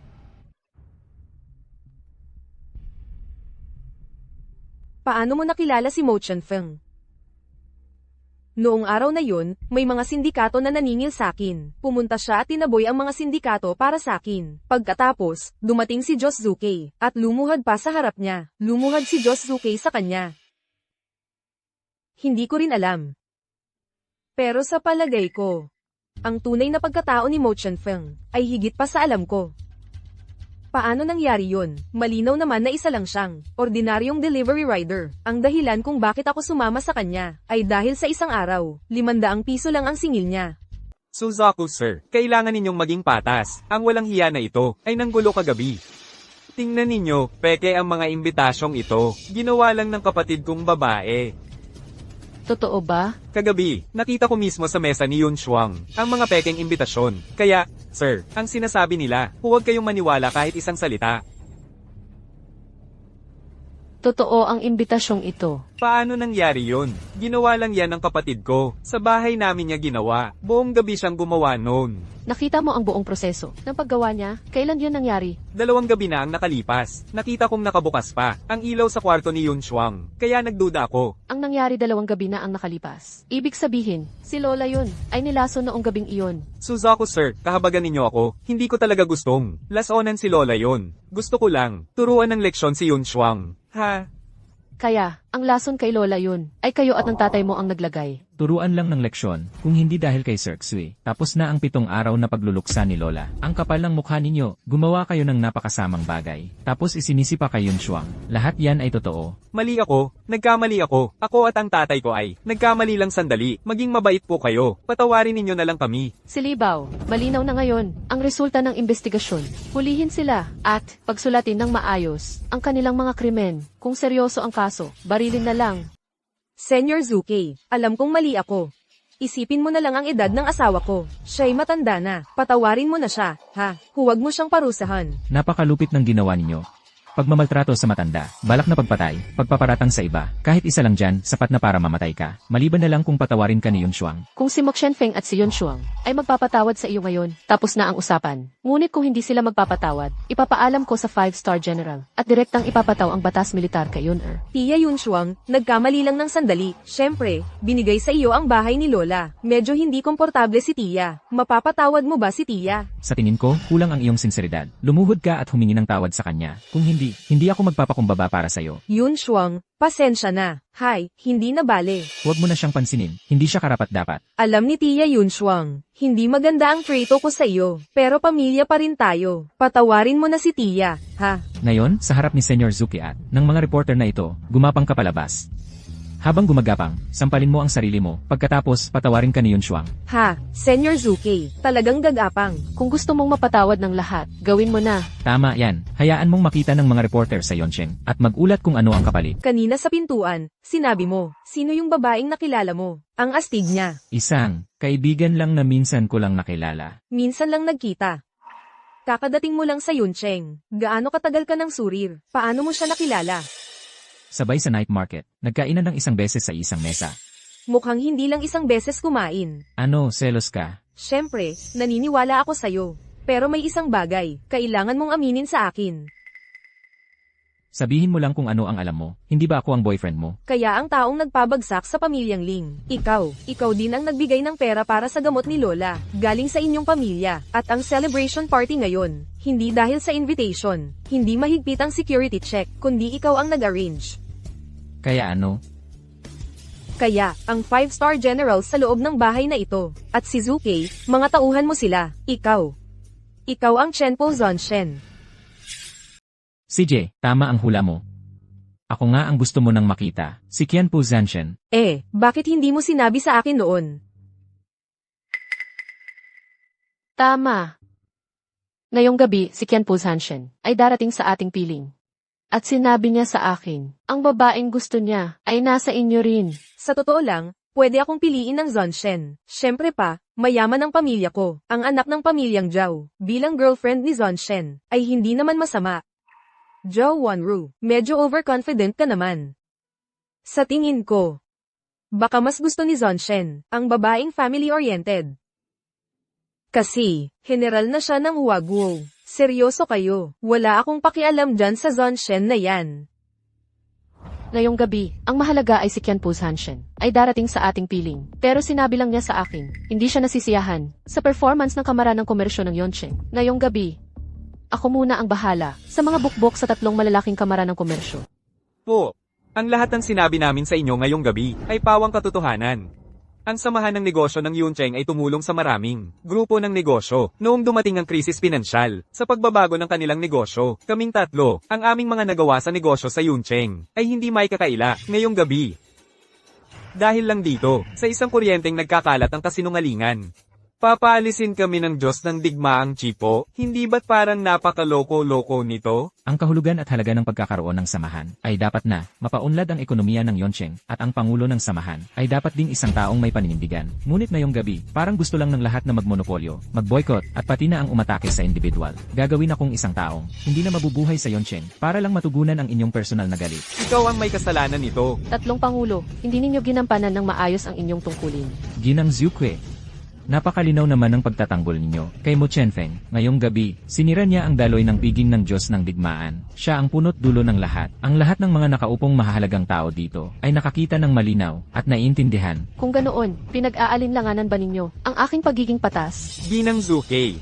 Binasag niya ang aming napakamahal na Jingtai Blue Porcelain Vase. Ang mga mahalagang kayamanang ito ay mula sa aming 3 malalaking negosyo bilang handog para sa pagpupulong sa Diyos ng digmaang Chipo. Hindi ba't karapatan namin humingi ng paliwanag? Tama si Mo Qianfeng.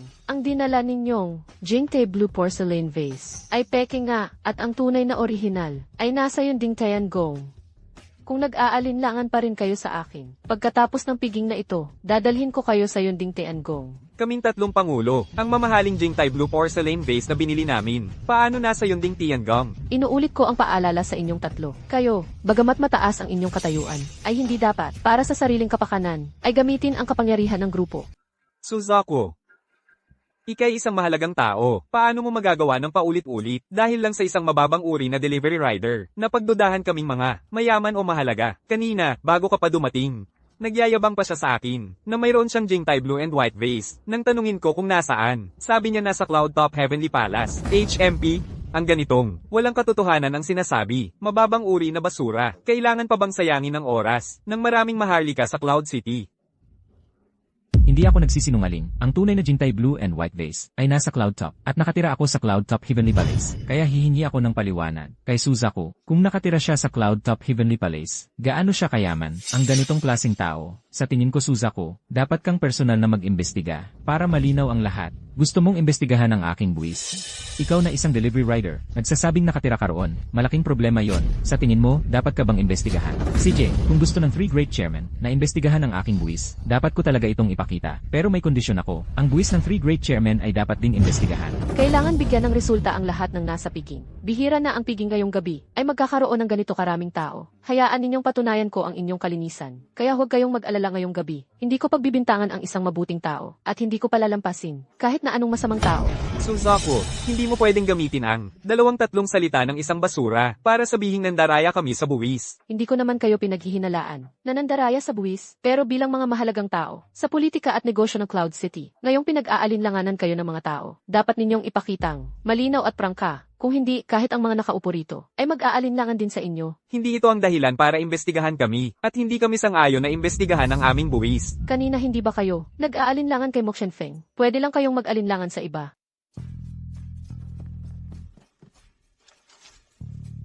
Sandali lang po, mga kasama. Ito ang natanggap ko kanina. Ipinadala sa akin ng BVT ang ulat sa buwis ni Mo Chenfeng, pati na ang ulat sa buwis ng 3 presidente. Una, tungkol kay Mo Chenfeng, ang kanyang sitwasyon sa buwis. Lahat ng pananalapi ni Mo Chenfeng ay dumaan sa mahigpit na audit ng DHA. Lahat ng kita at gastos ay legal at sumusunod sa batas. Walang nangyaring pag-iwas sa buwis. Ang 3 presidente sa nakaraang mga taon ay may iba't ibang issue sa buwis. Kasama na rito ang pagtulong sa mga kumpanya para umiwas sa buwis at ang pagpapalabas ng maling ulat sa pananalapi. Grabe pala ang sitwasyon. Sa ganito, talagang wala ng pag-asa ang 3 presidente. Mga kasama, sa tingin ko ngayon, hindi na kailangan pang magsalita ng marami. Sa puntong ito ng salu-salo, sa tingin ko, kailangan ko nang asikasuhin ang ilang opisyal na gawain. Ayon sa utos ni Sir Zuke, kaming 5-star generals sa 3 malalaking Chamber of Commerce ay nagsagawa ng 3 araw at gabi na masusing investigasyon. Sa panahong ito, kayong 3 ay kailangang magsuspinde sa tungkulin.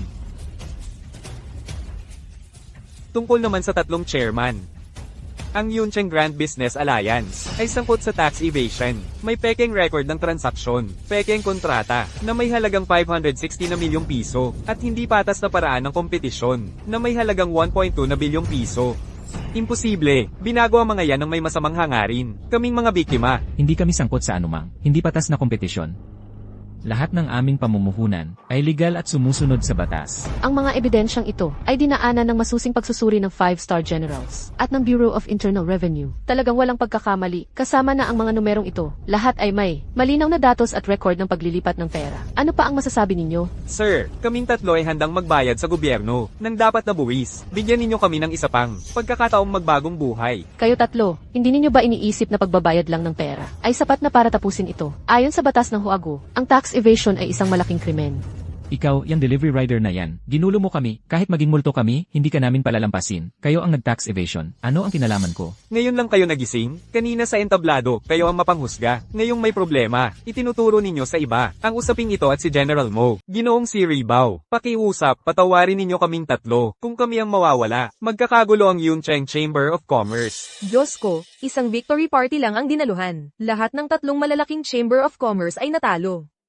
Ang mga negosyante sa Yuncheng, baka lahat sila ay tumakas na. Ang kakaiba, parang lahat ng nangyari ngayong gabi, ay may kinalaman kay Mo Chenfeng. Ginoong Suzaku, bakit pa siya gumawa ng napakaraming bagay, para lang sa isang hamak na delivery rider? Kayong tatlo, may iba pa ba kayong sasabihin? Ginoong Suzaku, babayaran namin ang lahat ng pinsala. Pakiusap lang, patawarin ninyo kami. Bigyan ninyo kami ng pagkakataong magbago. Kanina pa kita pinagsasabihan, pero hindi ka nakinig. Ayon sa utos ni Ginoong Suzaku, dadalhin namin ang 3 pangulo ng Chamber of Commerce para sa masusing pagsusuri. Pero, kung ang mga boss ng 3 pangulong ito ay may problema, paano na ang Chamber of Commerce sa hinaharap? Linawin muna ang katotohanan. Kung malubha ang sitwasyon, buwagin na lang ang Chamber of Commerce. Mga ginang at ginoo, tungkol sa usapin ng mga pangulo ng 3 malalaking samahang pangkalakalan. Pagkatapos mag-imbestiga, ang 5-star general, bibigyan ko kayo ng malinaw na paliwanag. Ngunit ang tema ng gabing ito ay ang ating Thousand Breaker War God. Ang gusto kong sabihin, ang totoong alamat ng Thousand Breaker War God ay narito mismo sa ating piling. Tama, ang ating Thousand Breaker War God ay si General Mo Feng. Ay nako, totoo pala ito. Ang Thousand Breaker War God ay ang boyfriend ni Yun Shuang. Ay nako, hindi ba ako nagkakamali ng pagdinig? Yung surir na iyon, siya pala ang Thousand Breaker War God. Ay nako, araw-araw ko siyang inaaway at minumura. Kung sakaling magkita kami sa hinaharap, hindi kaya magiging awkward iyon. Oo, tumahimik tayo. Ma, nagkagulo ba tayo? Yun pala, siya ang Thousand Breaker War God. Diyos ko. Juyo, sa wakas, nahuli na rin siya. Inaantay ko lang ang sandaling ito. Mahigit 10 taon na akong naghihintay. Sir, tiyak ba ang impormasyon? Oo. Kami mismo ang nag-imbestiga. Nagpasya na si Juyo, na gumawa ng hakbang laban kay Mo Feng. Ano ang dapat nating gawin ngayon? Alam ba ng General? Siyempre, dapat ipaalam kay Zuke, para mag-ingat siya ng husto. Si Juyo kasi, hindi pumipili ng paraan, at madalas biglaan ang kanyang mga galaw. Teka. Ganito na lang. Pupunta ako mismo sa Yuncheng, para hanapin ang aking anak sa binyag. Panahon na para malaman niya, ang buong katotohanan. Sir, kapag nabunyag ang katotohanan ito, maaaring malaman ni Mo Feng na namatay ang kanyang ama para iligtas kayo. Kapag nalaman niya ito, baka magalit siya sa inyo. Alam ko. Sa kanyang edad at karanasan, dapat na niyang malaman ito. Ayokong manatili siyang bulag sa katotohanan. Utang ko ito. At ako ang magbabayad. Hindi ko alam kung tatanggapin pa niya ako bilang kanyang ama sa binyag. Pero gagawin ko pa rin ito. Ako po ay may mahalagang bagay na ibabalita. Sabihin mo. Ano yun? Nalaman na po namin. Ang bakas ni Mo Feng. Ngayong madaling araw ay ang kanyang victory celebration. Si Mo Feng. Talagang naging war god na. Kaya ngayong araw, bigyan natin siya ng isang malaking regalo. Ang mga bagay na ipinapaghanda ko sa inyo. Ano na ang kalagayan? Hihintayin lang po namin ang inyong utos. Mabuti. Isa pa. Sa Cloud City, gumawa ng ilang kaguluhan para mapansin ng media. Ilabas ang balita para malaman ng War God na kami ay magsisimula ng kumilos. Sige po, ako po ay aayos na nito.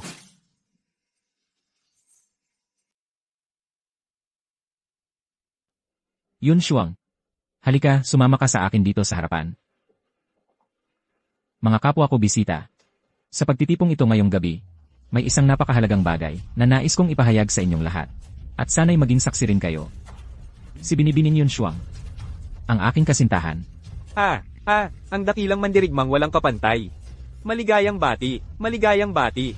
Sa totoo lang, hula ko na yan noon pa, kayong dalawa ni Yun Shuang ay talagang bagay na bagay. Kanina sa labas, iba ang sinabi mo.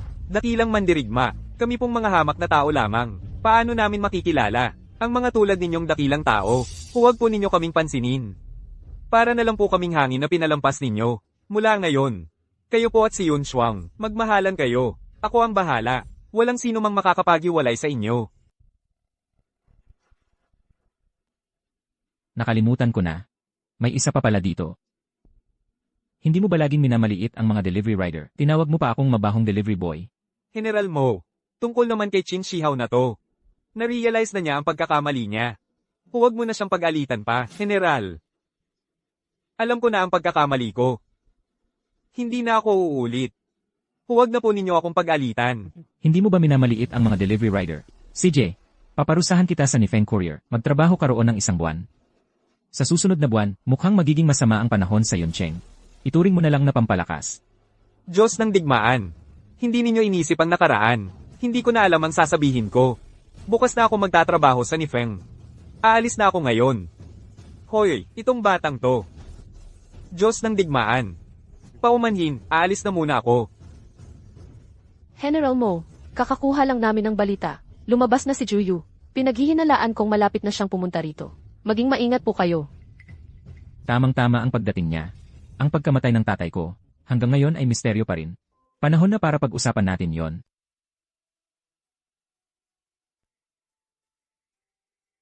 Ano to? Buksan natin to. Ingat kayo.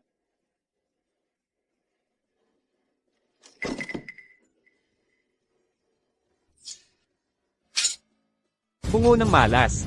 HMP. Gusto pa rin ni Juyo, ng mababang antas ng pananakot. Ano yung bungo ng malas? Hoy!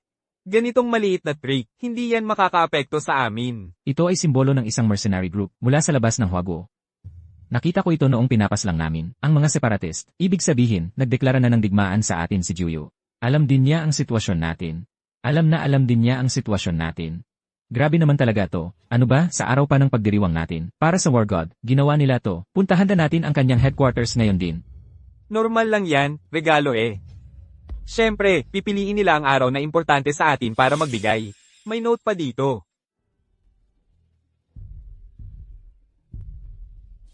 Isang pangalan lang. Ano ba ang gusto nilang ipahiwatig? Tatay. Anak, ikaw ang mandirigmang walang kapantay. Buong Huaguo ay nakatingin sa iyo. Kung magmamano ka, sa estado mo ngayon. Ako dapat ang magmamano sa iyo. Bakit ka nagmamano sa akin ngayon? Tatay, nakita kong malusog ka. Sobrang saya ko talaga. Ang dahilan ng pagpunta ko rito ay dahil din kay Juyo. Gusto kong ayusin ang mga alitan natin sa mga nakaraang taon. Pero palagi kong iniisip, matagal na ang nakalipas. Si Juyo ay mas matanda sa iyo at siya ang pumatay sa iyong ama. Dapat sana'y may pagsisisi siya sa iyo. Pero sa paglipas ng maraming taon, siya pa rin ay may galit sa iyo. Ang alitan natin kay Juyo, sa loob ng maraming taon, dapat nang tapusin. Base sa impormasyong alam ko, si Juyo ay tau-tauhan ng mga separatiste sa ibang bansa. Napakasama niya. Kailangan mong mag-ingat. Tatay, alam mo ba kung paano namatay ang tatay ko? Ang iyong ama ay namatay para sa akin. Sa mga nakaraang taon, dahil bata ka pa, hindi ko sinabi sa'yo. Si Juyu ba ang pumatay? Hi! Naalala ko noong panahong iyon, kaming tatlo ay sabay na dumating sa lungsod na ito. Nagdesisyon kaming magtayo ng negosyo sa Pantalan, upang magsimula ng sariling negosyo. Matatag kaming tatlo sa hirap. Mabilis kaming kumita ng malaking pera.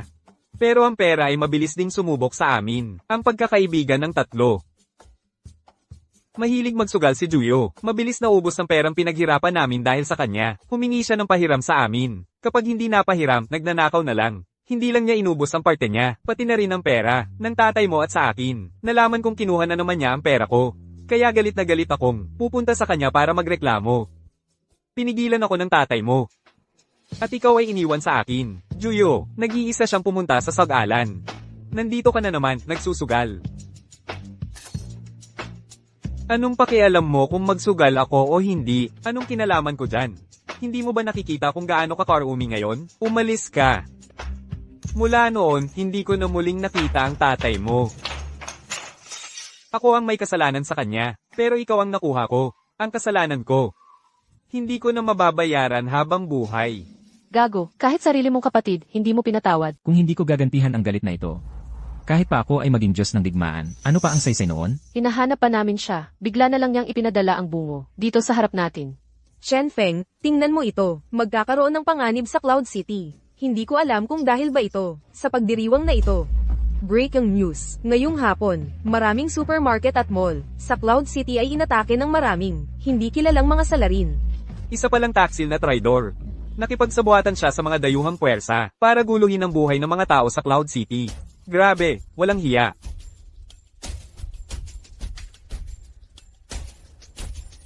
General Mo, inatake ang mga tauhan ko sa bar. Walang balak ang mga yon na mag-iwan ng buhay. Dahil hindi handa ang mga kapatid. Malaki ang nasawi at nasugatan. Ganito rin sa amin. Kahit ang mga maliit na food stall sa kalsada, hindi nila pinatawad. Grabe. Balita ko, hindi sila pumipili ng biktima. Sino mang makita. Ito ang hamon niya sa atin. Gusto niyang maghasik ng karahasan sa Cloud City at wasakin tayo. Sobra na, pupunta na ako ngayon at babaliin ang mga binti nila. General Mo, kailangan na tayong kumilos ngayon. Kung hindi, kapag naitatag na ang kanilang puwersa, mas mahihirapan tayong maglunsad ng komprehensibong atake. Ang dragon ay umaatungal sa 4 na dagat. Ang phoenix ay sumasayaw sa 9 na langit. Sa pagtaas ng gintong kautusan, lahat ay magpapatira pa. Ang sinumang makakita ng kautusang ito ay para nang nakikita ang Panginoon. Ang makakita ng batas na ito ay parang nakikita ang hari ng bansa. Mga general ng 5 bituin, makinig sa utos. Ang talib ng silangan, ang hanging silangan ay sumiklab. Ang kulog ng kanluran ay tumugon. Ang apoy ng timog, ang apoy ay bumaba. Ang yelo ng hilaga ay dumating. Ang gitnang lupa ay manatiling matatag. Commander ng libu-libong hukbo, libu-libong kawal na bakal. Utos ng Diyos ng digmaan ng libong pagwasak. Buti na lang, kaming ilan ay magkakasamang puksain ang mga rebelde muli. Hindi ko talaga inaasahan. Ang grupong ito, ilang buwan nang hindi nakikita. Biglang bumalik na ng buong lakas. General Mo, pakiusap, mag-utos na po kayong puksain ang mga rebelde.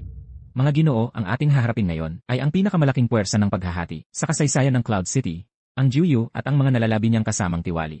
Sila ay mayabang at mapang-api. Ngayon, maraming panganib sa Cloud City.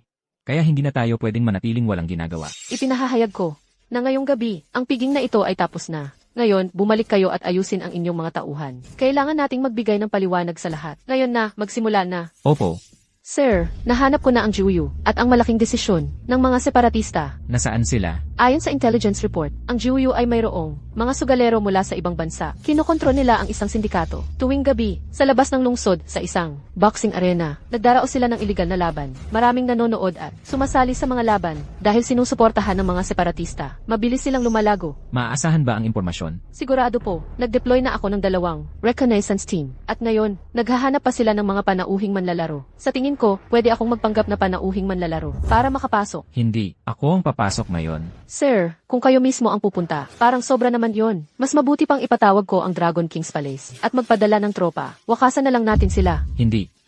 Bukod sa pagprotekta sa bansa, may personal din akong issue sa kanila. Ayokong gamitin ang militar ng Hua, hindi lang mga tambay, ang kalaban natin ngayon, kundi mga separatista, at hindi natin alam ang sitwasyon nila. Kailangan maging maingat. Ikaw at ang 5-star general ang sasama sa akin. Pupunta kayo sa warehouse. Ako, maglalaro ng illegal na boxing. Pagkalipas ng 10 minuto, aalis na tayo. Xiao Feng, malakas pa rin ang Juyo. Ngayon, hindi ko alam yan. Wala rin akong maitutulong sa'yo. Pero alam ko, siguradong lalabanan ka niya sa negosyo. Kokontrolan ng stock market. Doon ako bihasa. Kapag bumagsak ang stock market, mawawala ng kontrol sa buong lungsod. Huwag kang mag-alala dyan. May 10 billion sa card ko. Kapag kailangan mo ng pondo, tawagan mo lang ako. CJ, Godfather, aalis na muna ako. Ingatan mo ang sarili mo. Hindi, mabilis ang tibok ng puso ko. Sasama rin ako. Dito ka lang maghintay sa akin. Mag-aalala ako kung sasama ka. Ingatan mo ang sarili mo. Amo, may mahalagang bagay akong iaanunsyo. Ano yan? Nagmamadali ka. Nandito si Young Masterling mula sa Cloud City para makipagkita sa inyo. Nais niyang makausap kayo. Si Young Masterling ba ang gustong makipagkita sa akin? Hindi ba siya ay tauhan ni Thousand Breaks War God? Oo, pero kanina lang ay ipinaalam niya sa amin na umalis na siya kay Thousand Breaks War God. Matagal na siyang may balak na maghimagsik. Gusto niyang sumama sa inyo. Sumama sa akin? Hahaha. Nakakatuwa. Sa tingin mo, tunay ba ang kanyang pagpapakita? O peke lang? Sa tingin ko po, tunay ang kanyang pagpapakita. Paano mo nasabi? Kasi simula ng manungkulan, si Thousand Breaks War God sa Cloud City, lubusan ng bumagsak ang kanyang pamilya, at si Mo Chenpeng Ang, pumatay sa kanyang ama. Sa palagay ko, tiyak na hindi siya mapalagay sa loob. May punto ka. Papasukin mo siya.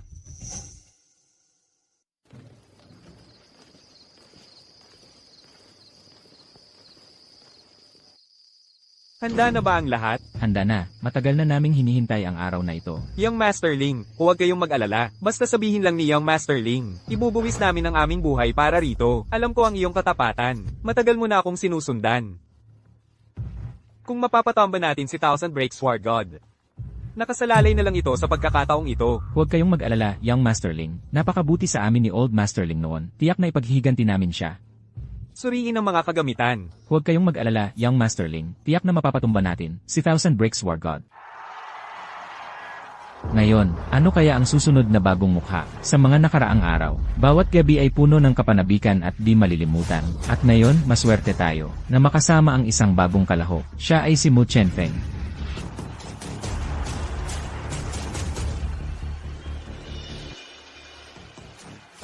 Baguhan na naman, sawa na ako sa mga baguhan. Nitong mga nakaraang araw, wala pang baguhan na, nakakatagal ng 10 segundo. Huwag ka ngang magsalita, lumaban ka.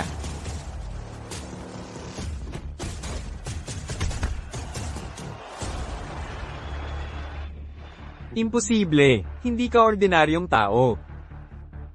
Hindi ako matatalo ng isang ordinaryong tao, kahit na ang pinakamahusay na, profesional naman lalaro, ay hindi ako natalo. Dahil hindi mo pa ako nakakalaban. Kung nakalaban mo ako noon, talo ka na.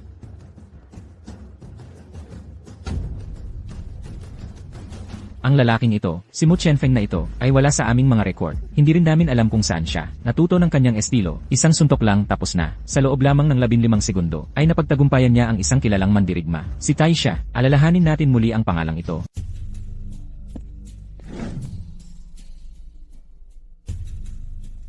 Bakit ngayon ka lang dumating? Sigurado ka bang hindi ka sinusundan? Huwag kang mag-alala, maingat ako. Talagang walang tao sa likod. Malakas ang kakayahan ko sa counter-surveillance. Malakas ka pa ng demonyo, pare. Paano ka nagbabantay ng pinto? May ilang tao sa likod na sumusunod sa atin. Nahayag ka na. Dali, patayin mo sila. Ako rin, haharangan ko sila. Sino ka? Paano ka pumasok? Dumadaan lang ako. Gawin mo ang dapat mong gawin.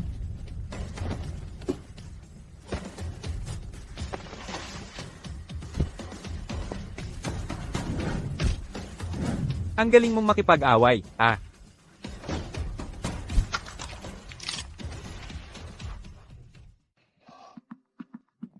Buti na lang nagstay ako sa military. Hindi naman nakalawang ang mga teknik ko. Kung hindi, namatay na ako rito. Mamamatay na ako dito.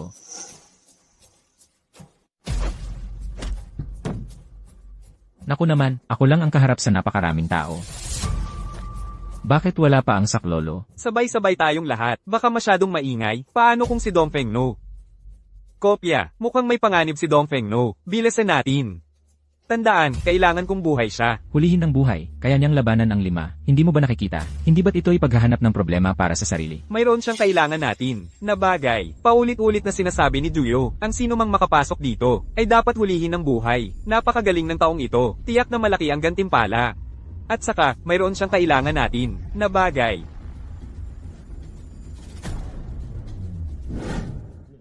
Kaya ba? Iilan lang ito, pinagsasapinan ka na. Bakit ngayon lang kayo dumating? Kung medyo nahuli pa kayo. Ang galing ng laban mo kanina, narinig kong siya ang Chenpo Zonshen. Gusto ko siyang makilala. Narinig kong napakagaling mo. Ako ang reigning champion ng ring na ito. Sa loob ng 3 buwan, ipakita mo sa akin kung gaano kakagaling. Anong kayabang-yabang mo? Kung hindi ka magsasalita ngayon, papanatilihin kitang walang imik sa bugbog. Inihahayag ko, ang laban ay magsisimula na.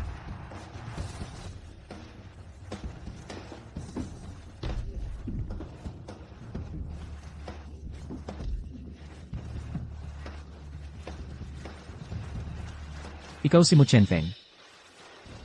Ay naku, akala ko nakakahiya na matalo ako. Hindi ko inakalang matatalo ako, ng Qianpu Zanshen. Pakiramdam ko ay isang karangalan pa nga. General Mo, alam ni Duyo na hinahanap mo siya. Inutusan niya akong dalhin ka sa kanya. Ang mamamatay tao ng aking ama, sa aking isipan, ilang dekada kitang hinanap.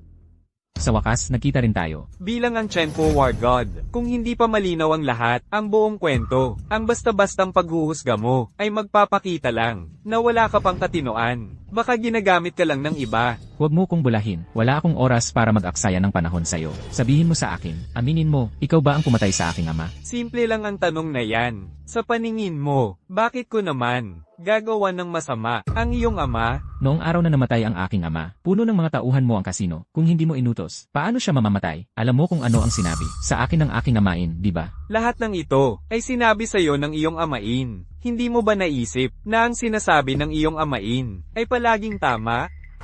Ang galit ko sa kanya, bakit ko naman papatayin ang iyong ama? Pag-isipan mong mabuti. Huwag kang magdadahilan, ang mga ginagawa mo. Sa Yun City nitong nakaraan, nakikita ko lahat, maging dahil ikaw, ang pumatay sa aking ama, o dahil ako ngayon, ang Qianpu War God, kailangan kang mamatay. Sa totoo lang, gusto kitang kausapin ng maayos, pero sa ganyang ugali mo, mukhang hindi na kailangan.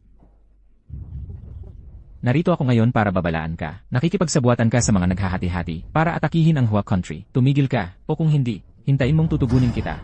Anong karapatan mo? Ha? Sa larangan ng negosyo, kahit gaano karami ang paraan mo, ano ang silbi niyan? Ang tunay na lakas ang siyang hari, tulad mo sa pagsuntukan. Nanalo ka ng 2 laban. Nagkaroon ka lang ng pangalan. Bakit mo naiisip na sa larangan ng negosyo, kaya mo akong patumbahin? Sa kapangyarihan ng aking amain sa Hua Country, matatakot ba sa'yo? Chenpo War God, kakaluklok mo lang. Akala mo siguro wala nang katapat.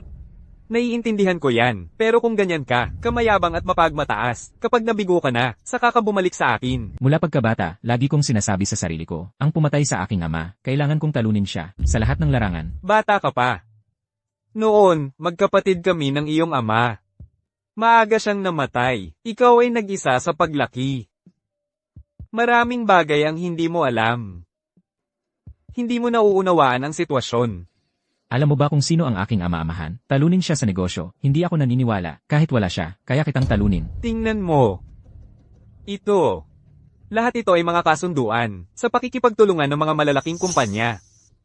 Magtutulungan kami, para hadlangan ng kumpanya ng iyong ama-amahan. Totoo na siya ang pinakamayaman, at alam kong napakayaman niya, ngunit ang mga nasa likod ko, ay mayaman din. Mababali mo ba ang balanseng ito? Sinabi ko na, sa laban o sa negosyo man, hindi mo ako matatalo. General Mo, nagkaroon ng kaguluhan sa stock market ng Yoncheng. Ang mga stock ng ilang kumpanya ng iyong ama-amahan ay mabilis na bumababa. Zuke, narito ka rin pala. Ang pagbaba ng stock market ngayon ay aking gawa. Hahaha. Jiu Yu, huwag mong isipin na matatakot kami sa iyo dahil sa mga maliliit mong laro. Kami ay ang mandirigmang libong labanan at may Zheng Yuhao pa sa aming likod. Politika man o pananalapi, hindi ka magwawagi laban sa amin. Isang maliit na lindol sa pananalapi lang. Nagpanik na kayo. Ito pa lang ang simula. Ang matindi ay nasa huli. Maghintay ka, sisiguraduhin kong mamamatay ka. General Mo, grabe na ang sitwasyon ngayon. Si Juyu, nag-invest ng malaking pera sa malaking proyekto natin at nagkalat pa siya ng balita na ang real estate natin ay malapit ng magsara. Kapag kumalat ang takot na yan, kapag nagsimula na, ang mga taong darating para humingi ng pera ay dadami pa lalo. Sa larangan ng negosyo, hindi siya makakatalo sa tatay ko. Sa tingin ko, may nasa likod siya. Ang ganitong kalaking galaw, hindi niya magagawa mag-isa. Sir, bilang kasabwat ng mga grupong naghahati, imposibleng kaya niyang sakupin ang ganitong kalaking proyekto ng mag-isa.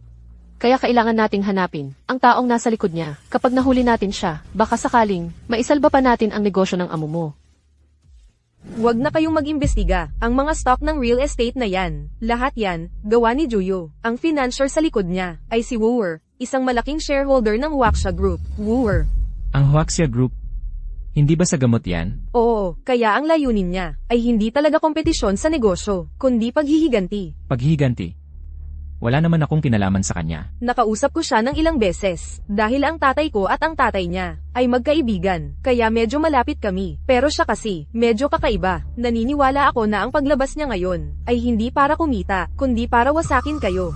Dahil may problema siya kay Zheng Yuhao.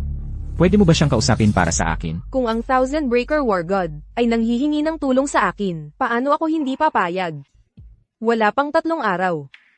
Pero hindi ko inaasahan na unang araw pa lang, dumating na, kung walang aberya. Para kay Juyo ka dumarating, di ba? Wala tayong anumang away. Bakit mo ako, ginaganyan ng gusto? Kung sabi mo nga, wala tayong anumang away, di tungkol sa pera o interes. Pareho. Ano ba talaga ang relasyon mo kay Juyu? Hindi ba ipinakita sa inyo ni Juyo ang kontrata? May oras ka pang huminto. Huminto.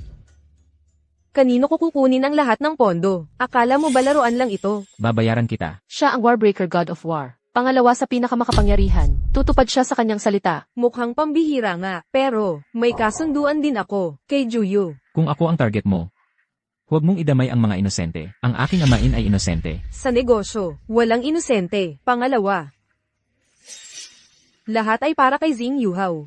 Wala akong intensyon laban sa'yo. Kung gagawin mo ito, huwag kang magalit kung magiging bastos ako. Walang inosente sa negosyo. Pangalawa, lahat ng ginagawa ko ay ayon sa batas. Ikaw, sa halip na mag-aksaya ng oras sa akin, bakit di mo nalang isipin kung paano ililigtas ang stocks mo? Kaya, ano ba talaga ang layunin mo? Isang layunin lang. Kapag mas malala ang pagkamatay ni Zheng Yuhao, mas marami akong makukuha. Umalis na tayo. Pipigilan ko ang mga plano mo. Ito ang pribadong tirahan ko. Talagang ligtas ito. Oh, Nga pala, ipapakilala ko, ito ang kaibigan kong si Bailong. May magandang koneksyon siya sa mga ahensya ng gobyerno, at malalim din ang kanyang relasyon sa malalaki at maliliit na media sa Cloud City. Makatutulong siya sa inyo. Nakita ko na ang Diyos ng digmaan na walang kapantay. General Zuke, ano ang magandang paraan mo para pigilan si Juyo? Sinimulan ko ng investigahan. Lahat ng lihim ni Juyo ay malapit ng mabunyag. Nakikipagsabuatan sila sa mga rebelde. Karamihan sa negosyo nila ay iligal. Kung dito tayo magsisimula, wala silang magagawa. Magandang ideya nga yan. Ikaw na ang bahala, Ginoong Bailong. Maraming salamat din sa tulong mo ngayon. May isang bagay na matagal ko nang gustong itanong. Sabihin mo, General Mo. Bakit mo ako tinutulungan? Noong blind date natin, binuhusan kita ng tubig. Gusto kong bayaran ng utang na loob, dahil ikaw ang Diyos ng digmaan na walang kapantay. Ano? Bumalik na naman ang mga taga-gobyerno. Buisit. Sabihin mo lang na normal ang lahat ng proseso.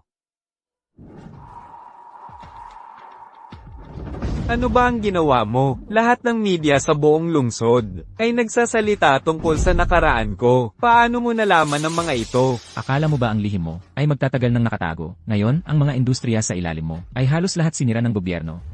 Ano ba ako? Ang backer ko ay si Wooer. Hanggat hindi nabubuwag si Wooer, HMP, walang mangyayari. Haha. Ikaw lang ang simula. Tungkol naman kay Wooer, mag-iisip ako ng paraan. Tanggapin mo na ang katotohanan, Juyo. Hindi ka natatagal. Maupo po kayo. Ang dahilan kung bakit kayo ipinatawag ay para sabihin sa inyo na ito na ang pinakamagandang pagkakataon para sa atin. Hahaha. Ngayon, ang atensyon ng buong Cloud City ay nakatuon sa iyo. Sigurado ka bang gagawin mo ito? Ilang araw na rin akong naghahanda. Tiyak na may gagawin ako. Ngayon, oras na para akuin ang ekonomiya ng buong lungsod. Nagsuhol ako sa maraming opisyal. Susuportahan nila tayo sa gagawin natin mamayang gabi. Sige. Simula ngayon, bibilhin ko ng todo ang mga stocks ni Zing Yuhao. Napakaganda. Si Juyo ay nakakuha na ng 40% na equity. Kailangan nating pigilan siya. May 1 bilyon sa card ko mula sa aking godfather. Sapat na yon para makaraos tayo. Para makalikom tayo ng sapat na pondo, maghanda para sa counterattack. May isa pang bagay. Si Mo Chenfeng ay hindi magaling sa business war. Tayo. Panalo na. Sa bilis na ito, mamayang gabi, makukuha na natin ang lahat ng ari-arian ni Zing Yuhao. Hahaha. Huwag masyadong magsaya. Wala pa sa atin ang lahat. Kapag nakuha na ang lahat ng ari-arian, ang pag-target mo kay Zing Yuhao ay maituturing ng matagumpay. At ako naman, gagamitin ko ang perang ito para makatakas sa batas. Ganito dapat ang script. Natalo ko si Zing Yuhao. Akin na ang lahat ng kanyang ari-arian. At ikaw, pupunta ka na lang sa ilog para maging pagkain ng mga isda. Array, totoo nga, ang tao ay nagpapakamatay para sa pera. Para sa perang ito, handa ka pa rin patayin ako. Hindi po kayo ang nagturo sa amin. Nasa negosyo, ang praktikal ang pangunahin. Patayin ang kasosyo, at sa iyo mapupunta ang ari-arian. Mga ilang dekada na ang nakalipas. Pinatay ko ang ama ni Mo Chenfeng. Ngayon, ikaw naman, ang magiging tagapag-ingat ng sikretong ito para sa akin. Hoy, anong ginagawa ninyo? Anong ginagawa ninyo? Juyo, ikaw ay sangkot sa ilegal na pag-iipon ng pondo. Ikaw ay inaaresto namin ngayon. Imposible ito. Kailan ka tumawag ng pulis? Ang cellphone na ito ay espesyal kong dinisenyo. Kapag ako ay nasa panganib, agad itong tatawag ng pulis. Para sa taong tulad mong walang salita, ganito lang ang paraan. Sabi ni Mo Chenfeng, walang pinipiling paraan ang mga ginagawa mo. Mukhang totoo nga, dalhin ninyo siya. Ihatid ninyo siya sa labas. Hinahanap ka po. Hello. Oo. Napapanahon talaga ang balitang ito. Alam ko namang si Juyo. Sa harap ng Diyos ng digmaang Chenpo. Paano siya mananalo? Ayos na ngayon. Nahuli ng may ebidensya. Ang ganda talaga ng pagkapanalo. Tungkol kay Juyo ba ito? Ayon sa finance department ng kumpanya, ang stocks ng kumpanya ay tuloy-tuloy ang pagtaas. Maganda ang kalidad ng bahay. Tama, si Mo Chenfeng. Iba talaga ang kanyang mga hakbang. Ganap na natalo si Juyo. Sabi nung hinuli siya, nakita rin ang tungkol sa pagpatay niya kay Diyos ng digmaang Chenpo, na ama noon. Mo Chenfeng, magandang araw ngayon. Ang problema sa stocks, ayos na ng ganap. Kanina ko lang narinig. Yung mga pangyayari sa nakaraang 10 taon mo, ay naayos na rin. Pupunta na ako dyan ngayon. Dapat ba tayong magdiwang? Anong gusto mong kainin? Matagal na rin akong hindi umiinom. Dalhin mo yung Dragon's Blood Heavenly Brew mo. Ganoon din ang naisip ko, Ama. Matagal na rin tayong hindi nagkikita. Sir, mula kagabi pa, hindi ko na makontak si Yun Shuang. Hinanap ko na sa lahat ng lugar. Wala siyang bakas. Natatakot ako. Sir Zuke, anong kinakatakot mo? Natatakot ako na nawawala na siya. Ipunin mo ang lahat ng puwersa mo ngayon. Ano man ang mangyari, huwag siyang sasaktan. Opo. Nakaposisyon na ang mga CCTV ko dito. Ito trace ko na ang East District. Nakipag-ugnayan na ako sa intelligence network. Magpadala ng 2 tao sa apartment ni Yun Shuang. Tingnan kung may clue doon. Ito ang nakita ko. Narito si Yun Shuang kahapon.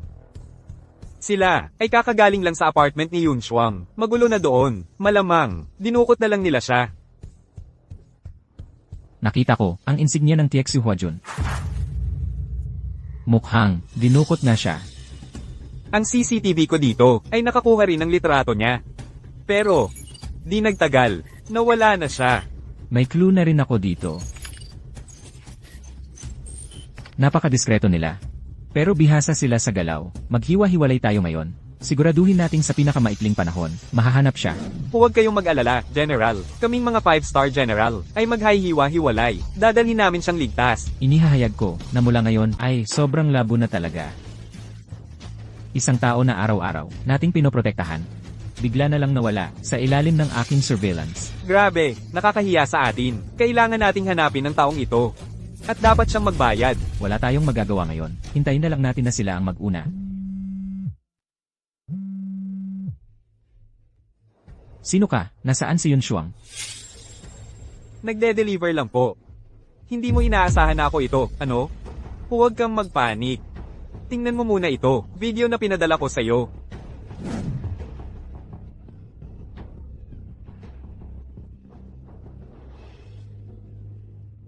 Nakita mo na? Kung gusto mo siyang iligtas, sundin mo ako. Ano ba talaga ang gusto mo? Pakawalan mo si Yun Shuang, tunay na lalaki, harapin mo ako ng batas. Simple lang, gusto mong sirain ang pamilya ko. Ngayon, gusto ko ring sirain ang pamilya mo, unang hakbang. Ilipat mo sa akin ang lahat ng iyong ari-arian.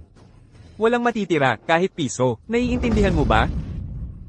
Pero dapat ligtas si Yun Shuang.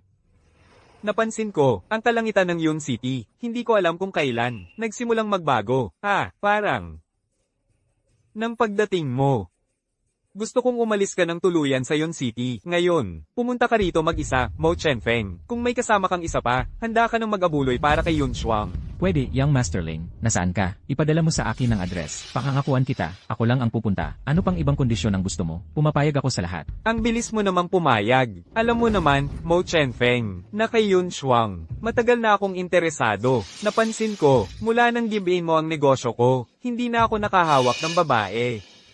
Ngayong pagkakataong ito, hindi ba, inaasahan mong hawakan ko ng maigi, ang babae ng War God of 8,000 breakthroughs mo, hindi mo rin siguro gusto, na makatanggap ka mamaya ng video, namin sa kama, di ba? Huwag kang magpakapilyo. Ano ang gusto mo? Mabibigay ko sa iyo ang lahat. Maliban lang kay Yun Shuang, dapat may limitasyon ka sa ginagawa mo. Kung gusto mo pang mabuhay, huwag mong gawin yang kasuklam-suklam na bagay. Tunay na lalaki, ano man ang galit ng pamilya ling sa akin, ako na lang ang pagbalingan. E di makiusap ka sa akin. Sige, sabihin mo, Young Masterling, mali ako. Sige, nakikiusap ako sa'yo. Huwag mong galawin si Yun Shuang. Siya ang anak ng dakilang general na si Yun Ziyu. Tama na. Anak siya ng kung sino, wala akong pakialam. Makikita kita, sa bodega sa kanlurang suburb. Makalipas ang kalahating oras, mag-isa kang pumunta.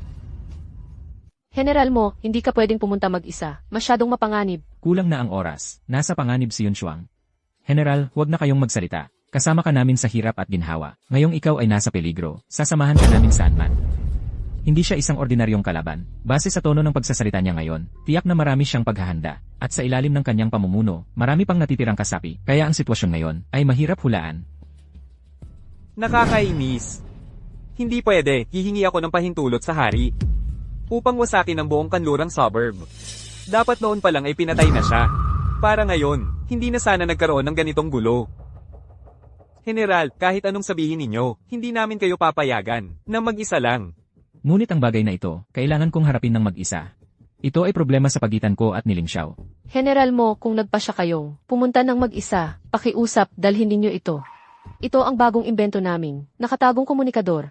Basta suotin ninyo ito, kahit saan kayo, maaari kaming makipag-ugnayan sa inyo. Alam kong nag-aalala kayong lahat sa akin. Ngunit mangyaring magtiwala rin kayo sa akin. Kung may problema, makikipag-ugnayan ako sa inyo agad. Pero hiniling niya na ako lang ang pumunta. Kung sumama kayo, lalo lang mapapanganib si Yun Shuang. Magtiwala kayo sa akin. Sige, kami ay mananatili sa likuran para magbigay ng buong suporta. Kapag kailangan ninyo, nandito lang kami. Huwag kayong mag-alala, ibabalik ko si Yun Shuang. Lahat, mag-ingat tayo. Narinig ko na darating daw si General mo para iligtas yung babae. Anong ililigtas niya? Sa tingin ko, kung maglakas loob siyang pumunta dito, ipakikita natin sa kanya ang lakas natin. Tingnan mo yung mga bitag sa abandonadong pabrika. Sapat yun para mapahamak siya.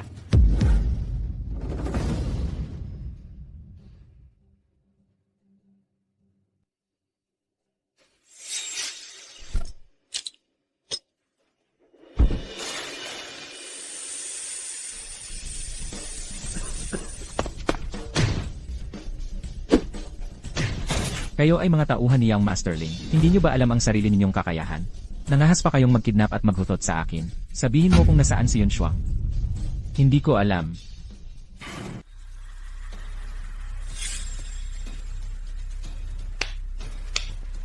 Respeto. Hindi ko talaga inaasahan. Lakas ng loob mo, mag-isa kang pumunta rito. General ako, ang kapalaran ko ay nasa sarili kong mga kamay. Ginoong Ling, marami ka ng pagkakamali.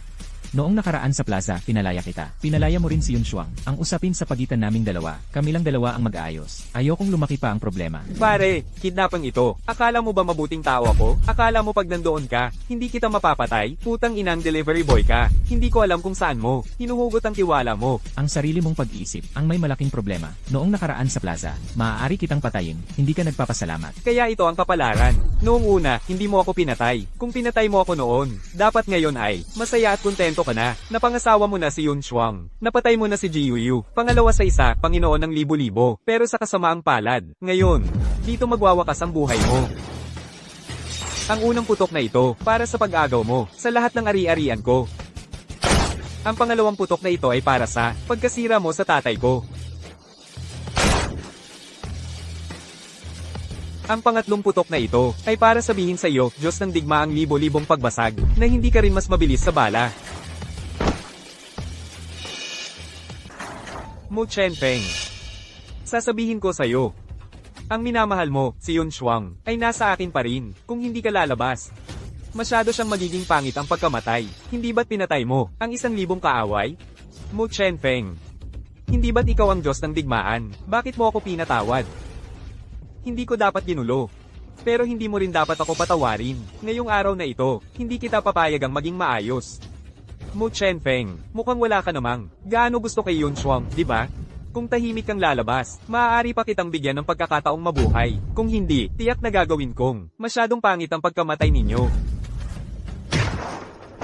Kanina sa dilim, 3 beses mo akong binaril. Ibig sabihin, namatay ako ng 3 beses. Nasaan si Yun Shuang? Hindi ko talaga maintindihan. Napakaraming. Babaeng malaki ang dibdib at maganda ang tweet. Ayaw mo sa kanila. Siya lang, si Yun Shuang, ang gusto mo. Ano ba talaga ang habol mo? Anak siya ni General Yun Ziyu, ang taong tulad niya, ang karapat-dapat sa kayamanan at karangalan. Kung mawawalan siya kahit ng isang hibla ng buhok, papatayin kita. Patayin mo ako. Patayin mo ako. Hindi mo na siya muling makikita. Kung pipilitin mo akong magalit, babarilin kita. E di magmakaawa ka sa akin. Tulad ng sinabi ko sa'yo kanina. Sabihin mo, Young Masterling. Mali ako, mali ako. Hoy, nakagawa na ako ng plano para sanduin si General mo dahil nakatanggap din ako ng ulat. Hindi naman kalakihan ang warehouse na iyon. Tiyak na magtatagumpay tayo sa pagsundo. Sige, Zuke. Subukan muna nating makarating doon. Sumunod ka agad ha. May maliit akong problema dito. Mauna na kayo. Kapag tapos na ako rito, susunod ako sa inyo.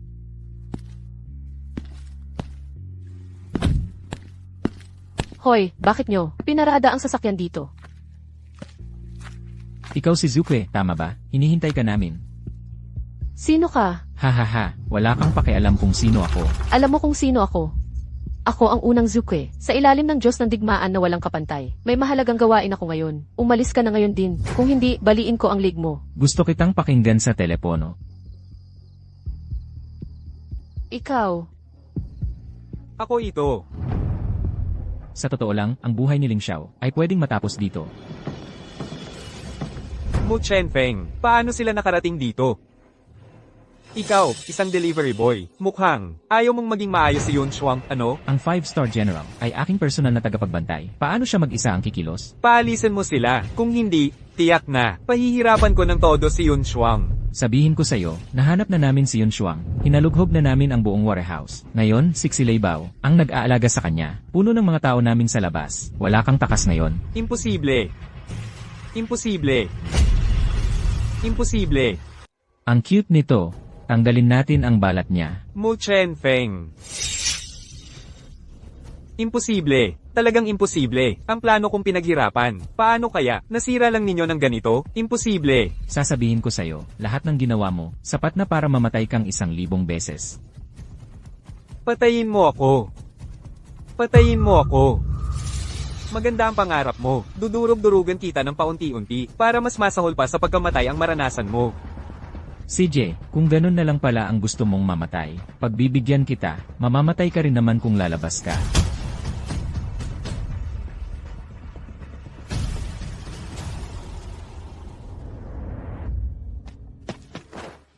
Pasensya na.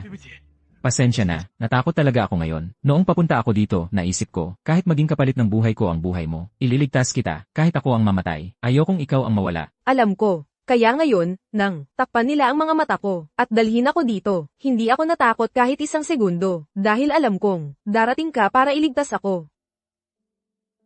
Yun Shuang, itong Jade Pendant. Hindi ito ordinaryong Jade Pendant. Ito ang Iron Blood and Glorious Chapter Pendant. Alam ko ang nangyari kay General Yun Zuyu, at nais ko ring pakasalan ka, para hindi ka na magdusa pa sa buhay na ito. Naniniwala ako sa'yo. May masama, dinukot si Zook. Paano posible yun? Kakatawag ko lang sa kanya. Sabi niya nasa sasakyan siya. May maliit na problema. Nauna na lang ako. May problema, baka na-hold up siya sa daan. Ayon sa impormante, dapat ay nasa paligid lang, sa isang lumang bodega. Pero kung aling bodega, hindi ko alam. Maraming bodega sa paligid. Pero hindi ba't kakaiba yon? Alam natin ang lakas ni Diyos ang Jukwa. Alam natin yun. Kaya niyang talunin ng 5 sa amin ng mag-isa. Mahuhuli siya, mas naniniwala pa akong mapapatay siya. Tama, kaya nga inakala ko, nakakilala ang gumawa, at ginawa yon, nang hindi niya napapansin. Kanina, pauwi na ako. Napansin ko yung bodega sa silangan. Medyo kaina-hinala talaga. May ilang anino na gumagala roon. Gusto ko sanang lumabas at tingnan. Pero nagmamadali ako rito sa bodega. Kaya hindi na. Kung ganon, dito tayo magsimula. Nagmamadali tayo. Kailangan nating hanapin si Zuke agad. Opo. Walang kaduda-duda, Diyos ang Zuke. Alam mo ba kung gaano karaming plano ang ginawa namin para mahuli ka? Walang silbi. May 5 kapatid siya. At ang Diyos ng digmaan na si Chenpo. Narinig kong, paparating na siya. Buti na lang nahuli natin siya.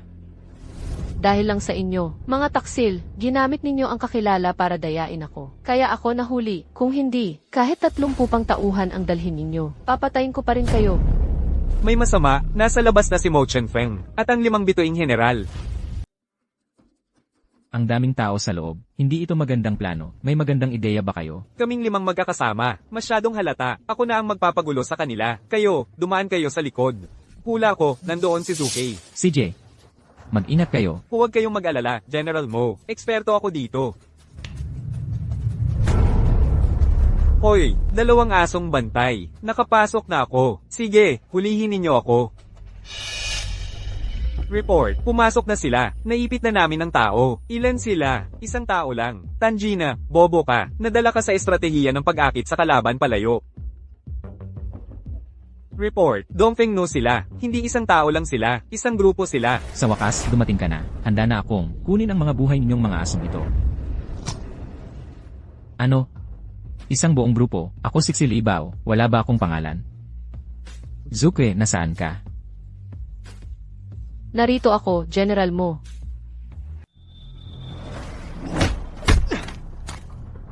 Kung ayaw ninyong mawalan ng buhay, sabihin niyo sa akin ng maayos. Nasaan si Zuke? Kung gusto mong malaman, daanan mo muna ako. Malakas ang labanan sa labas. Tiyak si General mo na ang dumating. Kailangan ko ring makahanap ng paraang makalabas.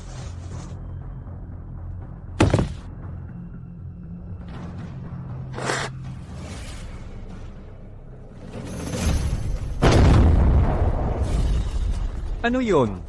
Bakit sumabog? Tignan niyo, huwag ninyong pabayaang makatakas si Zook eh. Napakagaling niya sa martial arts. Bakit hindi ikaw ang pumunta? Gusto mong tumakas? Ngayong nakalabas na ako, bakit hindi subukan? Zook?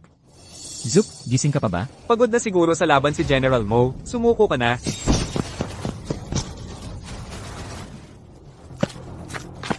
Zook? Ingatan mo ang Jukwe para sa akin.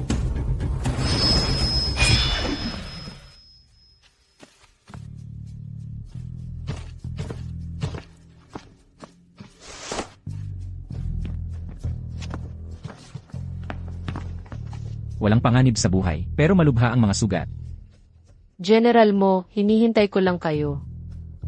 Sino ba talaga ang nagdala sa'yo rito? Ako mismo ang naghanap ng paraan para makarating dito. Pero siguradong hindi mo ito inaasahan. Kung sino ang nasa likod nito. Sino? Sino? Si Zheng Yuhao. Ama,